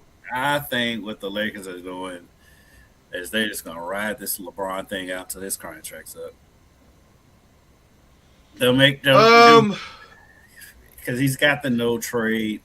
If they can work with him to for a deal where they end up landing Giannis, then maybe. But outside of that, and plus, I don't think the NBA is going to. The rest of the league's not going to play ball, and so I think they're just riding this thing out with LeBron until it's over. Well, let me say this. And I can understand him doing it. Yeah, absolutely. Let me say this. The Giannis thing, as much as I enjoy teasing everyone about it, it really does seem way out there. Only for this reason. Only for this reason. I just, like you said, I can't imagine. They don't have nothing to give them. Well, no, I don't agree with that. I think they have pieces to give them. What? Well, okay, okay. Name the team that does have something to give them. I'll wait. Spurs, Thunder, Rockets. The Spurs don't have anything to give them. It's Giannis. It's Giannis. They're resetting no matter who they trade with. They're resetting. The Thunder. That they have something to give them. They definitely have something to give them. Because if they can, but now why would? Well, listen. The only thing better than being a good team is being a great team. So, if the Thunder had any, if they want to be diabolical, they can work it to where the Lakers don't get Giannis no matter what. Because they can be like, let me ask you a question. We'll get into this trade just to keep him out of LA. I don't even want to deal with that no more because you just made this really interesting. Chet Holmgren? I'd give up Chet for Giannis. And Isaiah Hartenstein? Why not? You don't have to. You can have keep to. Isaiah Hartenstein. But him. I think you got to give up Chet and you got to give up one other player. You have to. Picks. But you can get no. Picks are coming too. Have you seen some of the trade ideas for Giannis? Yeah, I've seen some of them. It's 3 picks and 2 players, and that's where we're starting. None can do that. I think the Thunder could make this interesting. That would be interesting. Yes, but the other part of it too is what I was saying. So hold on one second, because let me say this as a journalist, that'd be dope. Because now the Lakers are really scrambling to figure out what you're gonna do. But see, now. But the other part of the diabolical part of it is if the Thunder wanted to be vindictive, just strictly against the Lakers getting Giannis, they could include their picks in a 3-team trade with somebody else. Yeah, so they just throw the whole thing off. Yeah. I mean, the Thunder and by the way, they have that much power in the NBA right now. And by the way, that is a smart play by them. Because if Giannis goes to the Lakers, it does shift the balance to 3 teams now. Now we got Thunder, Spurs, Lakers for the next 15 years. That's the 3. Mm-hmm. So it would behoove the Thunder to try to muck up the trade. Because I've even heard, as weird as it sounds, I've heard some Giannis conversations to the Spurs, and I even heard some AD stuff, which I don't understand for the Spurs. I don't get that at all. Because how does that help them? Like, that doesn't help them. I can see it. Because AD, all of it depends on AD's health, which is always. But that's my point. I mean, yes, that's always the starting point. But just skill set wise, I can see it working because AD wants to be a 4. He doesn't want to be a 5, and he can step out to where he's not clogging up the lane for Wemby. Now you got 2 guys that can step out. I don't know. It's just weird. I think it works. That works in today's NBA. Yeah, that works because you can go 5 wide. By the way. Does that beat the Thunder? Having 2 guys out there that can't guard the perimeter? They just beat the Thunder the other night without them. But that's because they had guys that can guard the perimeter. Now you got 2 guys out here that are going to get ran around. I wouldn't say Giannis is necessarily. I mean, not Giannis. Wemby's going to necessarily get run around by 5. Ooh. No, he's gonna get ran around by in mismatches. You're gonna put Wemby in some pick and rolls, and now he's got to try to recover, which he can. I mean, he's long. He's that's like right. Yeah, that's like. And then also, but also AD's but then also AD's in pick and rolls, and you can run around him, and he may though. Once he hits the ground, he's out for 5 games. That's just. I just said I can see that lineup working with AD and. I don't love that one. I mean, plus that's part of his AD's age too. So That's the other part. Like, but what's the point of that? I can see that working. But I like as a journalist, I like the Thunder throwing themselves in the mix just to muck it all up. Mm-hmm. That sounds fun to me. Making me but also Thunder, don't do that. Stay out of our business. Not do it. The fan of me says stay out of our business. I don't want it because this is the mind your own business. This ain't got nothing to do with y'all. Drama. It has everything to do with it. This has nothing to do with you guys. Speaking of problems, just sit there. What do you think the Warriors? You silly. What is the Warriors' real problem? Is it just that they're old in all the wrong places? They're old and kept getting older by bringing out Al Horford. Yeah, that did not young them up in any way, form, or fashion. When they made that trade, like, what are they doing? Yeah, I was like, that's your splash trade? Like that's your splash signing? A dude that's same age as LeBron? I think the Warriors are running into what happens with all great teams. They keep wanting to hold on to it, and it's time to redirect.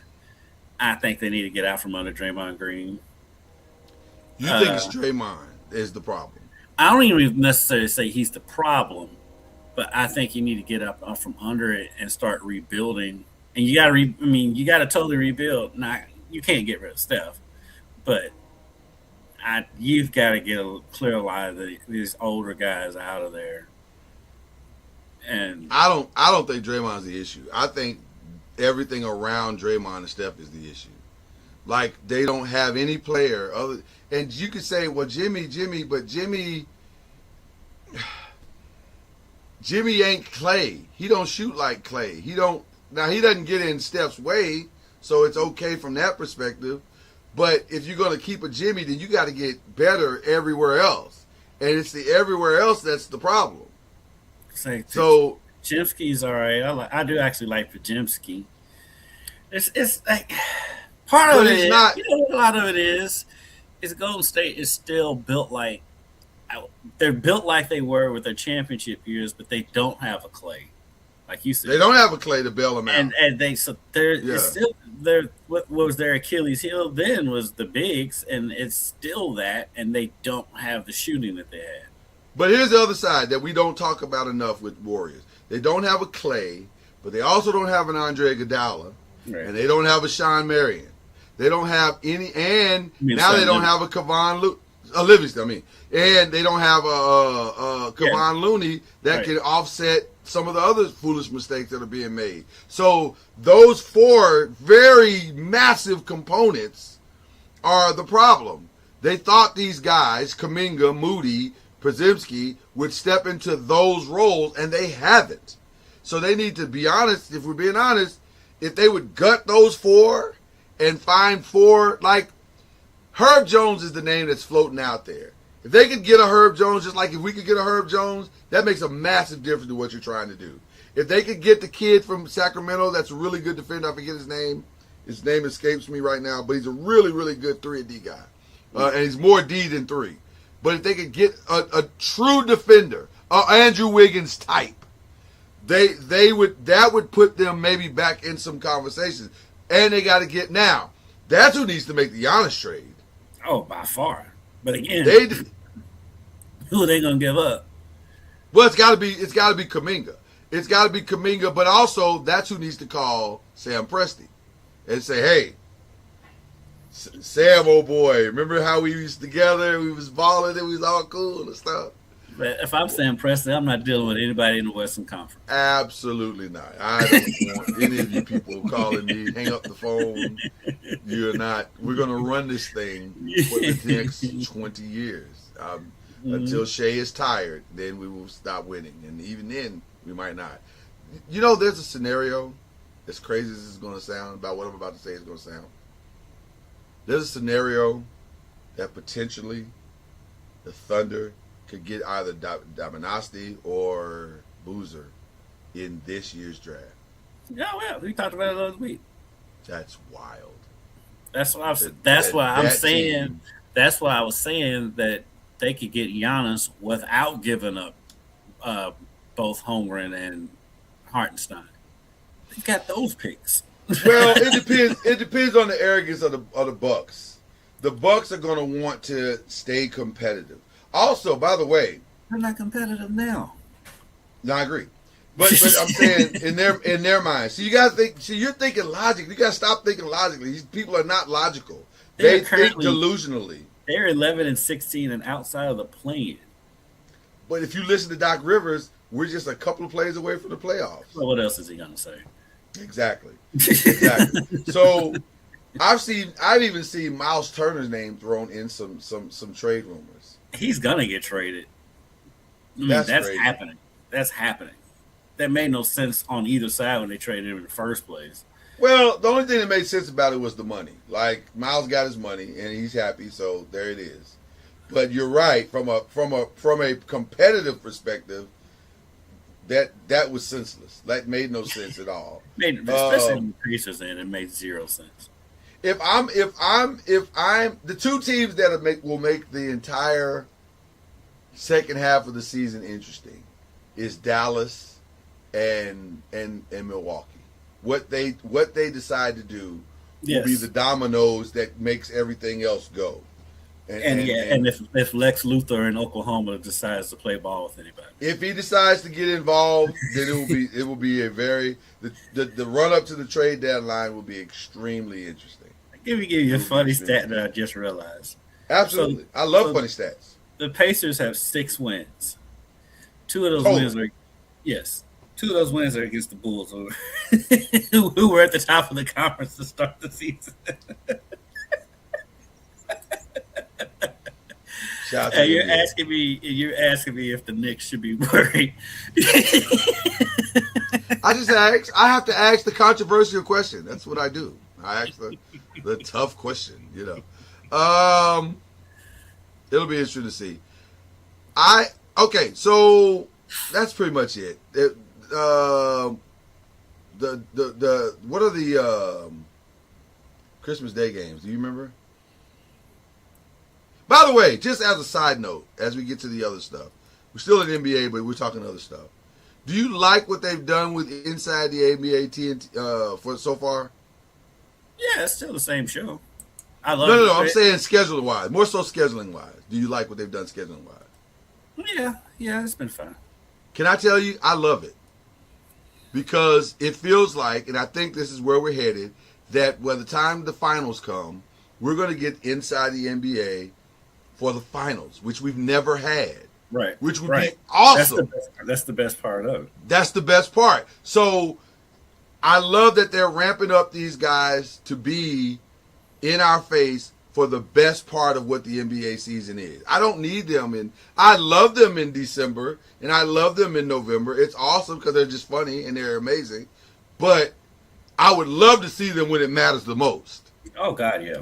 Oh God, yeah. That's the best part. That's the best part of the whole deal is that we got. That's the best part. Yeah. But so the Christmas Day slate is incredible. Let's talk about it. Because they looked at the NFL, I was like, all right, you're trying to infringe on our day, but we're going to throw this at you. Noon, Cavs at the Knicks. Nice. Next game, Spurs at OKC. Very nice. Which, by the way, that is the rivalry. That's the rivalry. That's the rivalry going forward. That is the rivalry. Okay, keep going, sir. Following them, a little bit of a drop-off. Mavs at Warriors. And that'll be the time we eat. Right. Yeah, because it's 5 o'clock. Yeah. 8 o'clock. Rockets at Lakers. That could be interesting. Yes. That could be very interesting. Yes. Because that might be the game that triggers everything that happens in January. And that's the game that is going to go down to the end. That's going to be the game. That's probably going to end up being, if we're being real, that's probably going to end up having the best finish out of all of this. And for the reason, here's what's probably going to happen. I can see the Lakers That's at home. I could see them somehow losing this game in a weird way at the end. But it's the game that triggers everything else the Lakers do for the season. Because then they got to look in the mirror and say, we're missing something. Which they already know they're missing something. But they're going to say, we got to pull the trigger. So now you get on the phone and you make these calls that you got to make to finish this thing out. So Laker fans, just sit tight. It's going to happen. Okay. Brother, I love you. I love you. It's going to happen. I told you what the Lakers are doing. You just don't want to accept it. And then the final game, they're just riding out this LeBron thing. Laker fans, listen to me. They're just riding out LeBron. All right. You know what? Mm-hmm. Only reason why they're not in our conversation earlier is because they have won. But them Laker fans, they fit in that delusional thing too. And then the final game of Christmas night is Minnesota at Denver. I like that one too. Hold on. You just threw something out at me. The only reason why you can't fall totally into that is because they have won so much. But I'm going to tell you why we fit, but not for the reason you think. I'm gonna get, and you know what? I'm gonna give you a counter to my own argument after you get done. Okay, you're not wrong, but not right in the sense of it's not that they think they're going to win, it's that they think they can buy the win all the time. That's the reason. Yes. That's the reason. Yes. And listen, this is me as a full-on Laker fan. By the way, and I think I've been public about this a lot. I hate that. I really hate that. I hate that we feel like we can buy the win all the time. Like, it's kind of fun in the sense of it makes for interesting seasons, but also... That's the way the team has been built for 50 years.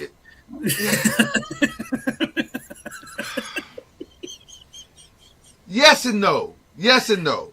We had this conversation last week that the last yes and no. The Lakers was Kobe. And he's the only one since Magic and James.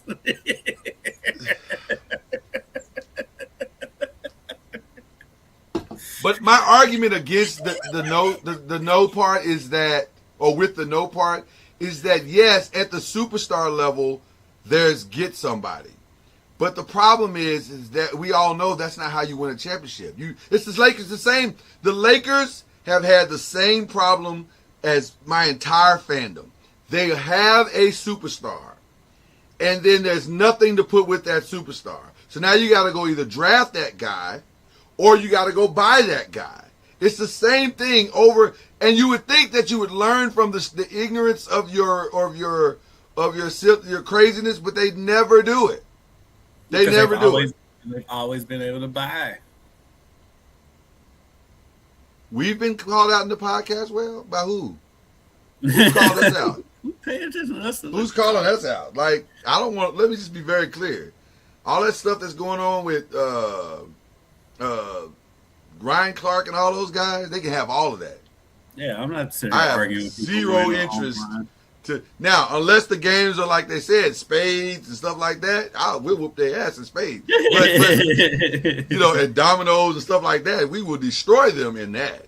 But as far as like the running and the back, I'm not doing that. I'm not. No, absolutely not. But getting back to our Lakers conversation and my counter to my argument, is I do feel like amongst a lot of the Laker fans that I talk to, that they've kind of reserved to like, yeah, we ain't gonna win anymore with LeBron here. Oh, I think you are correct in that, sir. Like, I feel, which is why I think they're going to do something. I think, well, it's going to be interesting. And that's why I say they're going to ride it out. Because what are they going to do? Because the only pieces they have that's tradables. Well, that's you're going to get a big splash. Well, like I've been saying all along, the X factors in all of this are the Warriors, the Cavs, and the Bucks. I mean, not the Cavs. Sorry, the Mavs and the Bucks. And I think those teams. I think the Mavs understand.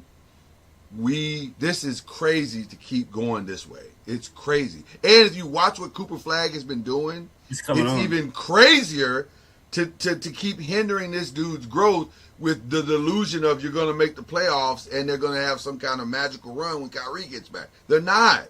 So why not just sell it all off, build around this kid, do a deal with OKC. Maybe they'll get in a deal with you, give you one of them mini draft picks that they have, and you get some stuff back. Like, you just got to stop fooling yourself. Sometimes you got to be honest with yourself. Yeah, because and I'm gonna go ahead and take the L because I kept saying they're gonna end up with the better end of that trade. They didn't. That's done. Because I think I do think they're gonna end up trading AD. I don't think they're gonna keep AD or Clay. Clay. I don't even count Clay in there. No disrespect to Clay, he plays a role player at this point. But I think AD. Because they'll get the most for AD of anybody they trade. Yes. And I just don't see that lasting through the trade deadline. No. I think they got to just sell it all off. But I feel the same way about the Bucks. What are you waiting for? Because if you keep mucking around with this dude's going to force your hand, and now you're really stuck. Because now everybody knows that you're trying to force his hand. So, I think the Bucks are kind of just waiting until the trade deadline to get the best deal. I think they are. They're going to try to wait as long as they can, but I don't know how advantageous that is, especially if all the signs. But see, for the Lakers, again, the Lakers' real problem is not getting Giannis. The Lakers' real problem is deciding what to do with Austin Reeves. Do you want to pay this guy who has clearly earned a $200 million contract? Do you want to be the one to pay him that contract? And the answer probably is no. Because while he is a great offensive scorer, he's the third scorer on any championship team at best. And you're paying your third scorer $200 million and he can't defend anybody? That makes no sense. So you got to do something. You are correct. Yeah, you got to do something. They've got to do something. I mean, I'm not saying that they waiting out LeBron is their best plan. Is their plan for it? But I think it might be because nobody's going to play ball, and so I think you hold on to Austin Reeves through the season at least because he is a fan favorite. He is your second best player, but I mean, and you basically said it. You're not winning a championship with Austin Reeves as your second best player, and so I think the conundrum is, do you keep this guy that's homegrown, the fan loves, he's putting up numbers, or do you go ahead and let him go, trade him, get the most you can for him, because he's probably your most valuable asset that you can trade, that you can trade. LeBron's the most valuable asset, but he's got no trade, so you've really basically handcuffed for him, and you're not going to trade Luka, of course. And so he's your best option to trade. Do you go ahead and trade him, get the most you can to start building around Luka going forward and preparing for LeBron to be gone?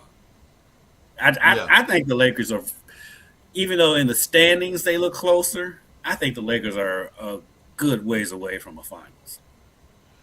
Well, the interesting part about where they are, yeah. Well, well, here's the problem. It's OKC, and then it's the field. Like, OKC is so far. We didn't realize it at the time, but now we are starting to understand. OKC is 4 years ahead of everybody. Mm-hmm. Literally 4 years ahead of everybody. Mm-hmm. And so because of that, if there was no OKC, then you would say the best possibilities for a championship are probably Denver, Lakers, Spurs. Mm-hmm. But because there is an OKC, there is no possibilities for championships unless people make significant trades. I think I might put a healthy Minnesota ahead of the Lakers. I would not. And I would put the Rockets ahead of the Lakers too. No team featuring Rudy Gobert at the 5 is going to win a title ever. I'm not saying they win. I said I put them ahead of the Lakers. I would not. For what? Because you're not winning the title playing 4-on-5. I'm not talking about a title. I'm talking about who has the best chance of winning. I put Minnesota ahead of the Lakers. I would not. I put the Rockets ahead of the Lakers. I would put the Rockets next to the Lakers. No, dude. I'd put the Rockets next to the Lakers because of Alfred Sengun. Right. I agree with that. Yes, and then you still throwing KD in there, and so and Thompson. Those three, their big three, which is not even considered a big three, is better than the Lakers starting five.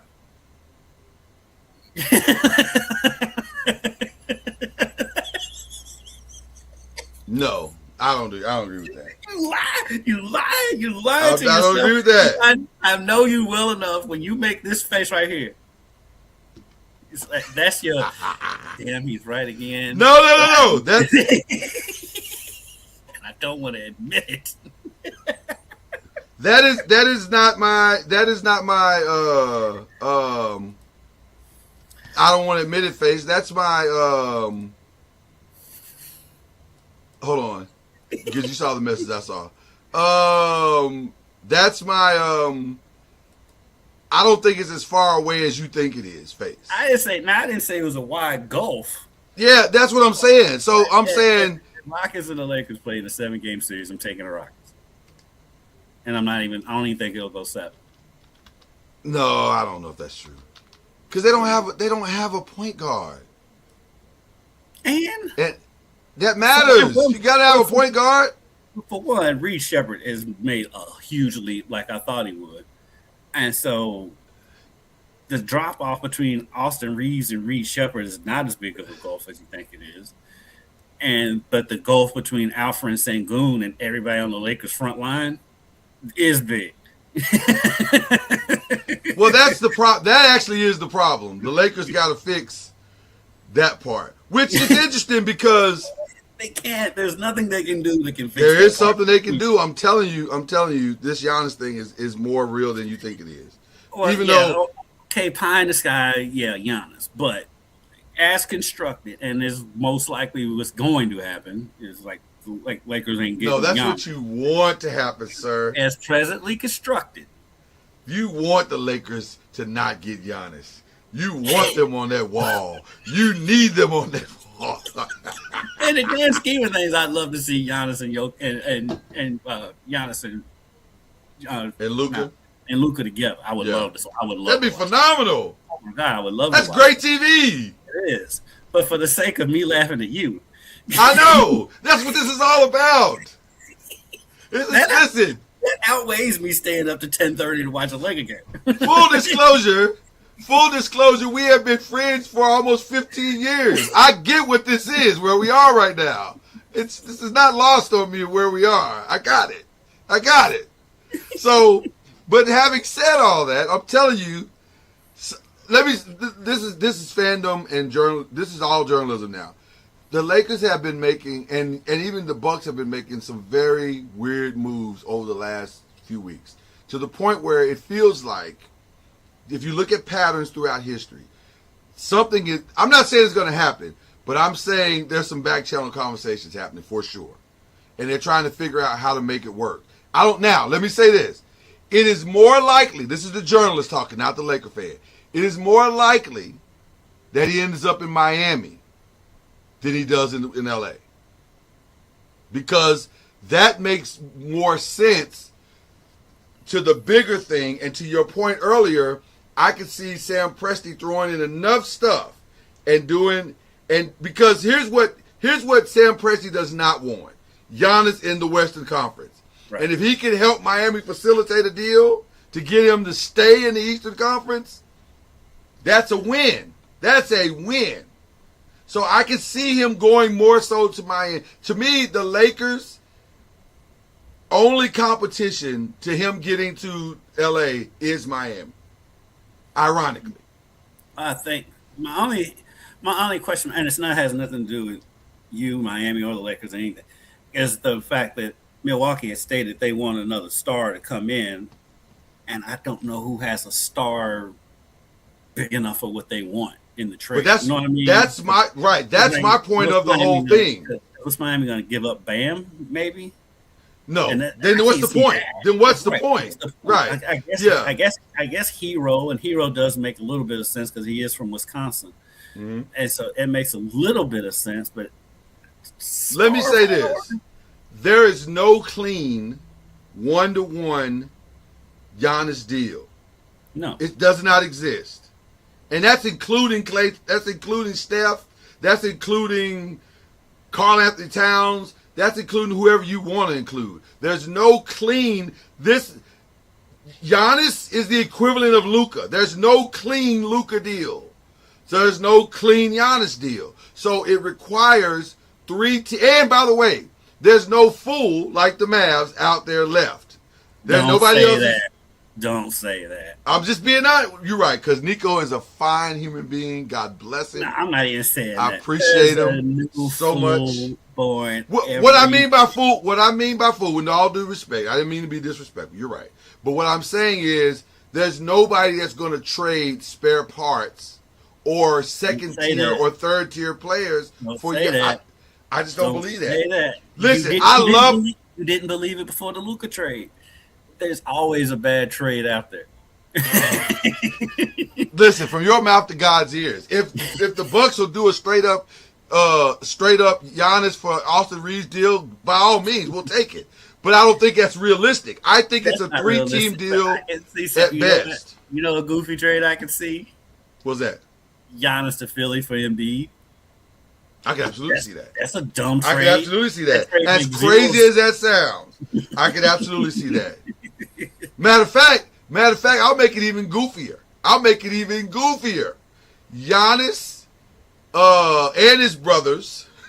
Well, his brothers are included regardless. Right, regardless. For Embiid and Paul George. Yep. And Philly gets to absolve themselves of all of that foolishness. So you're right. There is the potential for something crazy happening without question. The challenge is I just don't see, realistically, I just don't think it's any deal out there that's not 3 to 5 teams. I just don't see it. It's going to be a mix of a lot of different stuff. It's not going to be. Yeah, it's going to be Milwaukee. A lot of moving parts. A lot of moving parts. Yeah. So there you go. A lot of players you haven't heard of. Yeah. I was trying to hold off for something because I was hoping, and I'm still hoping that this happens. So we'll see what happens here in the next couple of minutes here. Yeah, couple of minutes. We'll see if we can give you guys a holiday treat. So while we talk about, are your holiday plans set? Are you good to go? As far as who's coming over and where we're going, for the most part, yes. Shopping. So you're going somewhere? Yeah. Well, yeah. Well, my sister's having something Christmas Day. We're having something Christmas Eve. Her family has Christmas Day. So it's just trying to decide if we're going to try to hit both or we're going to divide and conquer. And so. Okay. Got you.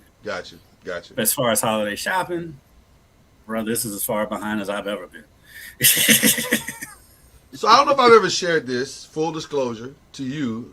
In all the years, this is crazy that I've never shared this with you in all the years we've known each other. Our family has a long-standing, and I mean long, like my entire marriage, this is how we've done it. We don't shop. We don't even start shopping until Christmas Eve. Eve. So here's what we do. We get up early. We have a phenomenal breakfast, whether we fix it or we go out. And then we spend, the challenge is, because my wife and I, when we first started dating, our first Christmas together as an engaged couple at that time, I'm not trying to say anything weird about it, but it's just the reality. She felt the way about the job that I had, and I was making so much more money than she was. She was like, well, you're going to outspend me, and your gifts are going to be so much better than mine. And I was like, okay, I'll tell you what. Let's set a cap. So we set had a salary cap for Christmas. We had a salary cap for Christmas. And so we were like, because to me, Christmas is about the experience anyway. The gifts, whatever. It doesn't matter. But we got the salary cap going, and we've kept that salary cap in place for the last 26 years. So it's like we set a number, you can't go past that number, and you have to buy meaningful gifts to each other, and that's how we do Christmas, and we've done that for 26 years. So to catch our Christmas present that just popped up on the screen, to catch him up on what we're talking about, because I know you heard salary cap and then you heard gifts, so I'm sure you're somewhat confused, Charlie. So Lloyd's family has a salary cap on Christmas presents. We do. We have a salary cap, and we've had that salary cap for 26 years, Charlie. 26 years. That's what we do. And now that we're talking about Christmas gifts, what's the cap? It varies. Some years it's. Let me say this: it's never more than about $200 or $300 a person. It's very capped. Like it's really capped. So is there a luxury tax? No. You cannot go over the cap. Don't come back to me talking about. Well, Dad, no. Well, baby, no. This is the cap. It's a hard cap. But it's fun because it makes it interesting on Christmas Eve because you got to scramble and figure it all out, and it's really fun. yeah, Charlie. They don't start Christmas shopping. Oh, we don't even shop until Christmas Eve. Oh, so you get leftovers. Well, but you know what's interesting? Cap is gonna be hard. But you know what's interesting? People think that. I hear that every year. Oh, so you're just getting what's left. No, you're not. That's the lie that they try to sell you. The same stuff that's there on Black Friday is there on Christmas Eve. It's the same exact stuff. So, and I know this because I've done it for 26 years. I haven't had to run out and get any gift that I wanted to get my wife on Christmas Eve. I can get it on Christmas Eve. It's been crazy. Now, to be fair, I've run over the cap a couple of times for my wife because it's my wife. It's my boo thing. I gotta get, happy wife, happy life. You know that. I will say this though: in order to get that hoodie that Charlie has on, you won't get it before Christmas. Absolutely not. Absolutely not. And let me say this: shout out to the Rattlers because it's coming together. Big win last night. Was it last night? Was that last night? Yes, big win last night. Listen, the Rattlers are coming. They're coming, man. And coming in the mail for me is that hoodie as soon as we get off here and I get off of that hoodie is can we take a moment to appreciate that hoodie? Because I have 2 hats that are perfect for that hoodie. Just FYI, Charlie, I just need you to understand. If I put that hoodie with my 2 hats that I have right over there, makes for a great winner, is what I'm trying to say. So this is a team special. That means the team has it right now. But so that means that's going to be our Christmas presents from I'm Team FAMU, baby. I'm Team FAMU, baby. I am Team FAMU. I can take this hoodie off right now. I'll take this Lakers stuff off right now. Yeah, he said he'll send us the link. The link, boy. You know what? It'd be your own people. It'd be your own people. Now, see that one he got on is nice. Appreciate you. Thank you. Do you see the one behind him? That's nice too. I can rock with that one. See, I consider the link as a Christmas present. If it's just a link where I'm picking out my size, yeah. That's how Christmas gifts work. Is there a cap? Is there a cap on these gifts that you give us? Is that what you're trying to tell us? Is that what you're telling us, Charlie? Yeah, I like that idea though. Capping the Christmas gifts. I mean, that's beautiful what we thing, did. Charlie. When our family, we used to do the white elephant thing, so we did put a cap on that. So yeah. Charlie, it's a beautiful thing, and it makes people have to get you a gift with thought, which is kind of my pet peeve with gifts. Because I'm tired as a father getting gifts where you have no thought. You just bought me some random thing. Put some thought in this thing. Jesus. But if you're waiting until Christmas Eve, how much thought do you have? Because if you're getting it at Christmas Eve, you're getting what's left. I'm telling you, Charlie, that's the misnomer.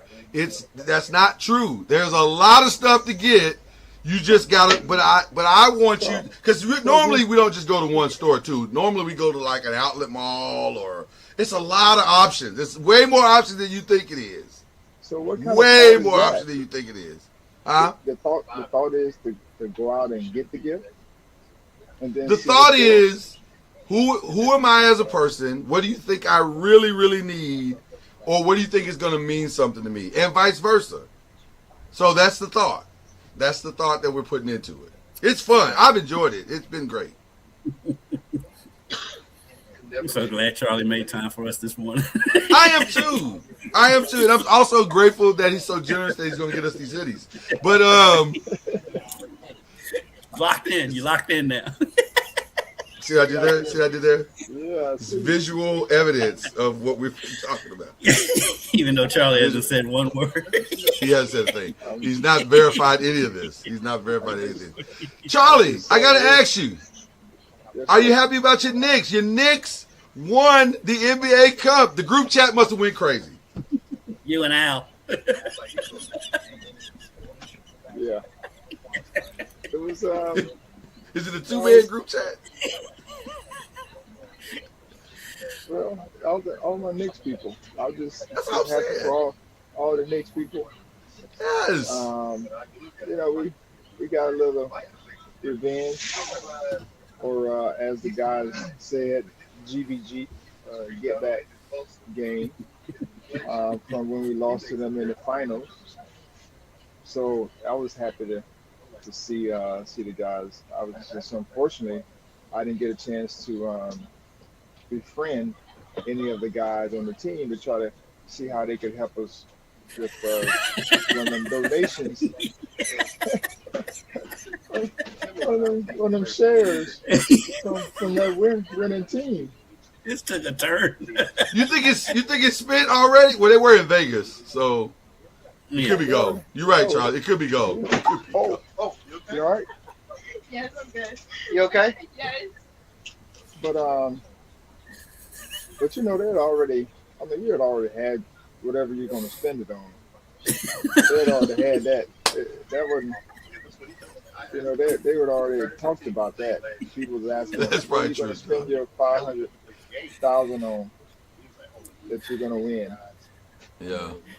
There's gonna be a lot of new Lambos walking on, driving around New York. I hope not. Yeah, you gotta be quicker than that, Charlie. Going forward, you gotta be quicker than that. That's wasted money. You gotta staff that. You gotta staff that call out. That's the problem. You were trying to make that call yourself, and you gotta staff that out in an email or FedEx or something to where they understand the link. Send the link. Just send the link and just tell them. And put a picture of an offering plate. Right. Make sure that link gets to their group chat. I know. Like as a tithe. You can do it like a tithe. Do it like a 10% tithe. That's what I said, offering plate. Yeah. To Kendrick's point, like a tithe. Say, listen, y'all want to stay right with God, just throw the God factor in there. You want to stay right with the Lord, just 10%. send that 10% in. And 10% just from one player is enough to fill. That's enough to get you where you need to be, Charlie. Or 100. Makes for a nice off season, is what we say. So in the group text, how many go New York, go texts were there? Well, I sent out a few, but to my New York people. But Yeah. I was happy. Uh-oh. I Did you start the bus? I wonder if that person that fell knocked over the internet on the bus. I feel like they may have clipped the internet or something. Like that was, I was genuinely concerned for that young lady. Like I was like, that's not good. I do want to send a shout out to my boy Michael Brown, who if you follow me on Facebook, I give him a ton, and he deserves it. He's a Knicks fan and a Steelers fan. So, I mean, Oh God, he lives a life of torture. Yeah, and I give it to him. And so that's just torture for no reason. Charlie's back. So I want to give a shout out to my boy Michael Brown, who is the biggest Knicks fan I know. And so with Charlie on the air, I want to give my boy Mike, a huge Knicks fan, a shout out. I just saw he called me, Coach. I don't even want to answer it because I don't want to hear his bull crap. Or if you want me to answer, I'll call him back. I was about to call you. That's for you. If that's for my wife, call me. All right. Okay. Okay, can y'all hear me? Yeah, we hear you and somebody else. And also, What's happening? We're here to guy on reasonable doubt. little bit of disgruntledness there. You know, I get it. Got a problem with the label? He can call Jay-Z. You can call Jay-Z.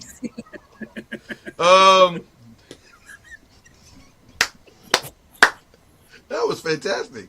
I was not expecting that at all. That escalated quickly. I ain't gonna hold you. Not have time for his bull crap. He said, "I ain't got time for his." I'm glad he said crap. Because I didn't know where that was going. I didn't know where I was going either. I was like, "What's happening right now?" There we go. Huh? There we go. There's Coach Junior. Yeah, I'm talking about the league. Yes. Yeah, but So- I was I forgot what I was saying. But Where you guys headed, Coach? we're getting ready to head to Texas. We got Tarleton State and TCU. Safe travel. Tarleton on tomorrow. No problem, Coach. And TCU on Sunday. Okay. So you get to see Hopi on Sunday. Well, I mean, I see her all the time, but yes, She already graduated. Yeah. She graduated. So they'll be attending. They're coming to Texas tomorrow. So will they be wearing Rattlers gear or TCU gear? Probably She's right. got listen. She may. Hope may wear. I can see Hopi wearing TCU just to mess with Charles. TCU. No. All those checks are cleared. She's got to wear FAMU stuff now. Every single one of those checks cleared. I can see Hopi messing with her daddy. No. When he was making payments, she could wear the TCU because that's on brand. But now Man, those look, checks are cleared. We're fine. We're on the other side of all that. Let me tell you about children. Is Hope gonna troll you? Is that what's gonna happen? She's gonna troll you through the holidays? That's cold blooded. Oh, no, You be your own people, man. No, I understand. See, Charlie knows. Charlie said Hopi's gonna troll him. Be your own people, boy. Be your own family. No. But she may. I don't know. She may come in Rattler gear. Yeah. That'd be different, Hope. Come on now. Don't do that to your daddy. I think it'd be funny. So does Charlie. Is the whole family coming or just Yeah. the Everyone said for Josh. everybody except for Josh? Cool. That'll be a good time. Pretty good. I mean, I'm Well, give us a quick update as to where you think you are in the season and what to expect going into the new year, sir.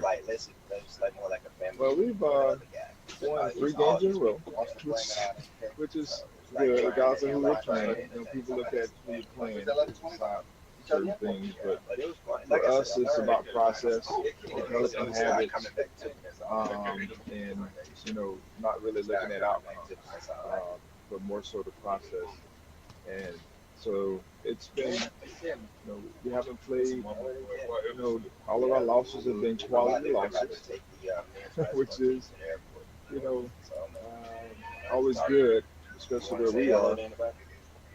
All of them have been from mostly division schools, from Power 4, American, Conference USA, but we were learning about ourselves as well throughout that whole journey.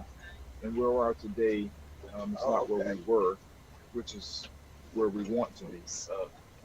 And so that's been the biggest improvement is we're understanding the system. We're able to manipulate the system a little bit now that we understand the foundation of it, to be able to help us, gain advantages and put teams in certain disadvantages. But more importantly, just guys understanding their roles. We're starting to see guys define their roles a little bit better. And all those things are very, very important. At the end of the day, the more time we get together as coaches and players, it's always good when guys start to grasp what they're supposed to be doing. So that's been the biggest improvement over these 6 months. Sam and he's got to make sure they got one, but just We already got make one. sure you take one. Okay. Thank you. I Buying appreciate into it. what we're doing, Appreciate it. what we're looking for them to do, and growing as young men. There's still challenges, but for the most part, It's been one of good improvement. That's awesome.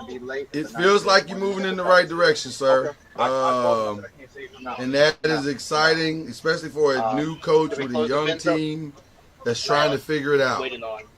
It feels like you're moving in the right direction. So that is it.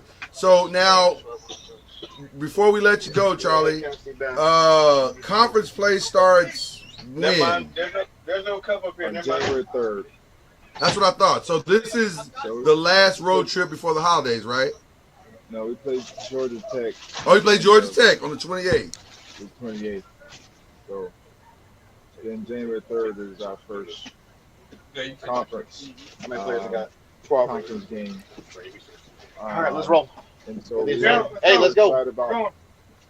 We're excited about getting ready to get into conference. Will you stay in Texas because of the holidays, or will you guys kind of head back? Because that's like you guys will be on the 21st, so then you got a window, or will you go ahead and go back to Florida and then have Christmas and then everybody come back to Georgia Tech? So yes, we're leaving. I mean, everyone's going home after Texas, or going wherever they're going after Texas, and then we'll come back on the 26th. Gotcha. Practice 26th, 27th, and leave on the 27th, heading to Atlanta on the 28th.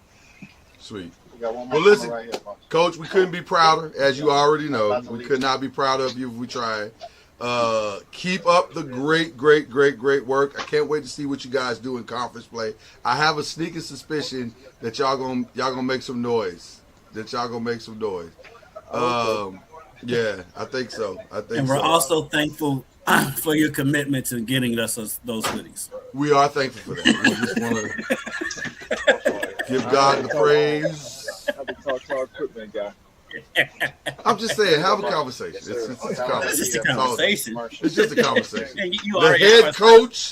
The head coach talking to the equipment guy should go well. That's what I'm saying. Should go well. All right. Love you, Coach. We appreciate you. We'll talk to you, man. Merry Christmas to you and the fam. Merry Christmas to the Ward family. All right, appreciate it. Merry Christmas, you guys, as well. All right, brother.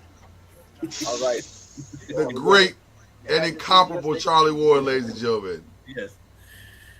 That was a good time. Charlie genuinely laughs at us. Hey, I want to say this to the people who listen to this show, and I mean this from the bottom of my heart. We ain't getting the hoodies. I'm just stop it. I mean, we can get them if we pay for them, but we're not getting. A list of Christmas miracles. Number one is Jesus. Right below that would be us getting those hoodies. Right. And I mean below. Like the Jesus thing was a sure thing. The hoodies, not so much. In the world of upsets, there's Villanova, and then those hoodies. what's the lady, Sister G? Sister G will have to intervene in heaven for us to get those hoodies. She would literally have to go over to God and say, "Come on, God, come on, It's your boys. It's your boys. You know them. They deserve the hoodies." She would have to go over to him and say, God rest her beautiful soul. God rest her beautiful soul. But it's Jesus and her working together, and maybe my mama. Jesus, her, and my mama all coming together as a committee to talk to God about talking to Charlie about getting associated. That's where we are. I love he said he sent us the link. That's how we are. That's where we are with those hoodies. It's a very, very, very, very, very distant miracle that probably this is like a full court shot is what we're talking about. Like full. It was Steph's shot from the Steph the other day. Yep, that's what it is. Yeah. It's like throw it up, pray. Is that AI? AI. Even though that shot had a better chance of going in than us getting to AI. We would have to AI this whole scenario in order to get those hoodies. What I'm saying, we have to type it in, put the right prompts, and then all of a sudden we got hoodies. That's how this is gonna work. But anyway, so that's our Christmas. Your Christmas is set. Mine is set. Is there any movies that you have to watch? That's a must watch for you. Oh yeah, it's only two. It's Christmas Story and Christmas Story and Christmas Vacation. Is it?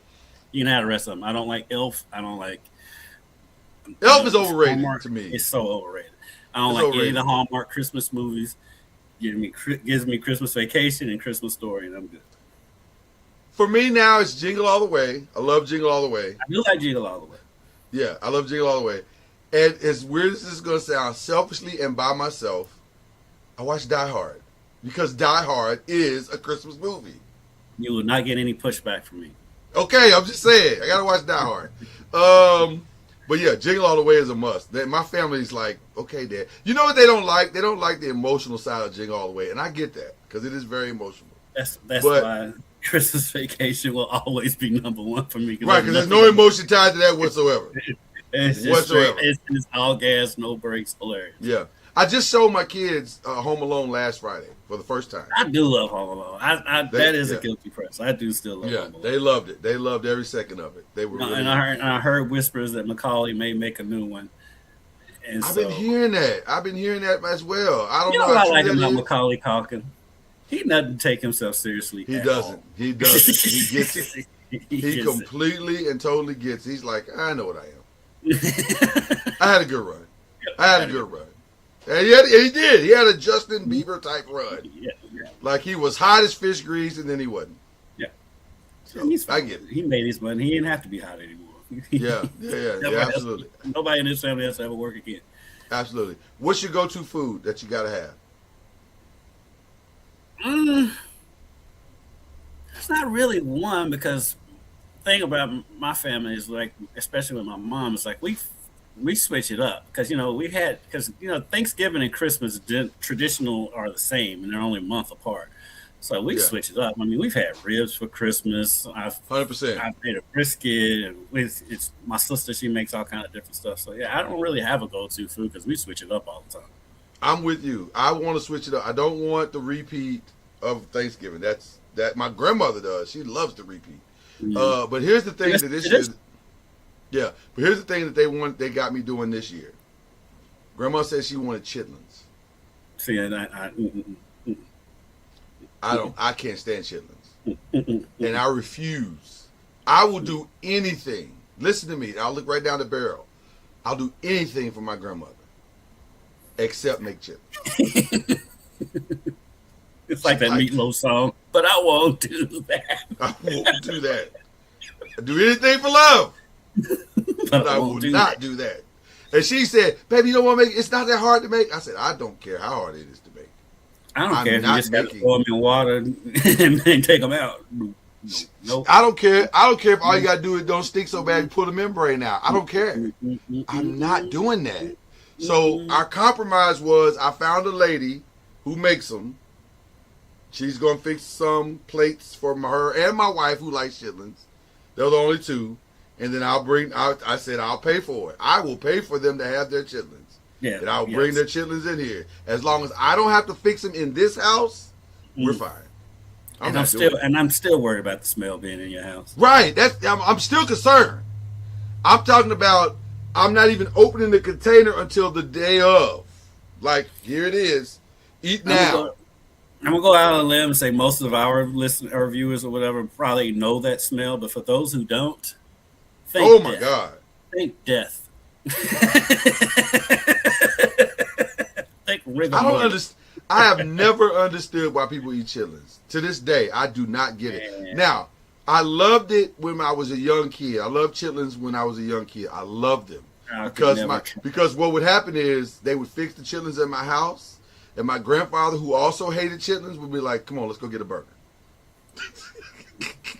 So that's why I love chitlins. That's how I learned to love chitlins. Like, oh, chitlins, we're going to get burgers. This is great. This is fantastic. So that's the only reason I love chitlins. And I may have had a similar experience. When we had chitlins, and they knew I wasn't eating that stuff. I'm not eating that. Nope. I'm not eating that. Absolutely not. So yeah, no, that's it. So that's the go-to because thing. it's the smell at first. It was Oh like my I was God. like, then when I found out what chitlins are, Yeah. no sir, Yeah. nope. And let me say this also. I understand. They say, God rest her soul. They say my mom could de-smell them better than most. I don't know what that means because they stank to me regardless. But my wife swears that she could come in the house and not know she was cooking chitlins. And I'm like, I don't know how you knew you didn't know because that smell is undeniable. Yes, it's a smell undeniable. When you smell it, you instantly know what's happening. Instantly. Okay. We just want to get that out of the way. Yeah. Guys, we gave you a little extra today because guess what? We ain't going to be here for a couple of weeks. And we unapologetically listen, we need breaks just like y'all need breaks. Yeah. So we'll come back and we'll be full throttle basketball for the most part because we'll be in conference play by that point. So we'll be in conference play. We'll have a lot to discuss with you. We'll be talking about a new college football champion, maybe even some NFL playoffs. But what we won't do is be here for the next week. Matter of fact, very clear about that. Matter of fact, let's speed this up so we can get out of here. Oh, we're done. Shout out. We want to give a melancholy shout out and our condolences to Brown University, to Sydney, Australia, and the horrific situation with the Reiner family. That is unbelievable in every sense of the word. For those who don't know, for the kiddies who don't understand how significant Rob Reiner is, there's no Few Good Men, there's no Where Harry Met Sally, there's no Spinal Tap, there's no, All in the Family. There's no majority of the movies in the 90s. There's no, you could argue there's no Seinfeld. You could make more than a solid case that there's no Seinfeld without Rob Reiner. Rob Reiner is one of the GOATs. Yep. And this is not the ending that anybody expected. And I'll just say, if you are someone who is suffering with substance abuse, please go get help. Go get help while you can. Lean on your family. Trust your family. Trust somebody. Go get the help you need. Don't do things that don't make sense. The worst part of this situation is not just that he killed his parents. It's that once he realizes that he killed his parents, he'll want to die himself. Because how do you live with that? Right? How do you live with that? So once he goes to jail and sobers up, once he goes to jail and sobers up and realizes that he's alone for the rest of his life, how do you live with that? It's just, there's no win here. There's no win. So the great Rob Reiner, tough stuff. But that's our melancholy love shout out there. Do you have any other shout outs, Kendrick Haskins? I shouted out my favorite troll, Michael Brown, earlier. You did? Shout out to the UK women's volleyball team. They're playing in the Final Four tonight. Their second ever chance to make the Final Four. The first time they made the Final Four, they won the national championship. So shout out to UK volleyball. Coach Skinner is one of the nicer guys in athletics, and guy you can't help but to root for. I know this is believing the ACC, and some U of L fans going to get mad at me, but shout out to UK volleyball because they have made it to the Final Four with a legitimate chance to win the whole thing again. Yeah. Listen, while you were sleeping and not paying attention, we had one of the best Final 8 volleyball moments in the last 5 years. The behemoth Nebraska, 33-0, arguably one of the best teams they've had since they won the national championship, went down in flames to Texas A&M, and making the way for a Texas team that we all thought, okay, they're probably going to play Texas in the finals, and then Texas lost to Wisconsin, making the way for a unique Final Four in women's volleyball with Pitt, Wisconsin, Kentucky, and the final Texas A&M. Texas A&M. So it's going to be an interesting. If you like women's volleyball, that'll be a good time this weekend. That'll be a very, very good time this weekend. The two semifinal games are tonight, and the final is on Sunday. Yes. I didn't get a chance to, and I won't show it for time purposes, but shout out to DeSoto, Texas, for arguably one of the greatest endings to a semifinal state championship game I've ever seen. That's the one where the kid got the celebration penalty and the other team came back and won? No. This is the one where They had the ball on their own 3 or 4 or 5 yard line. South Lake Carroll, who had been dominant all year long. If you know about South Lake Carroll is basically Trinity in its prime. And they stopped them on the goal line. DeSoto has the lead by like 2-3 points. They stopped them on the goal line on a 4th and 1 or 4th and 3. And then to seal the game, all they have to do is run the ball about 3 yards, and the running back scores a 99-yard touchdown. Absolutely insane. In 11 seconds. All this happened in 11 seconds. Craziest 11 seconds I've ever seen. So shout out to DeSoto, Texas. That was amazing. All right, we're out of here. Have a great holiday. We appreciate each and every one of you. Enjoy your holiday. Hug somebody. Tell them you love them. All that good stuff. Is there anything left to do except cue the whistle? I don't think so. Cue the whistle.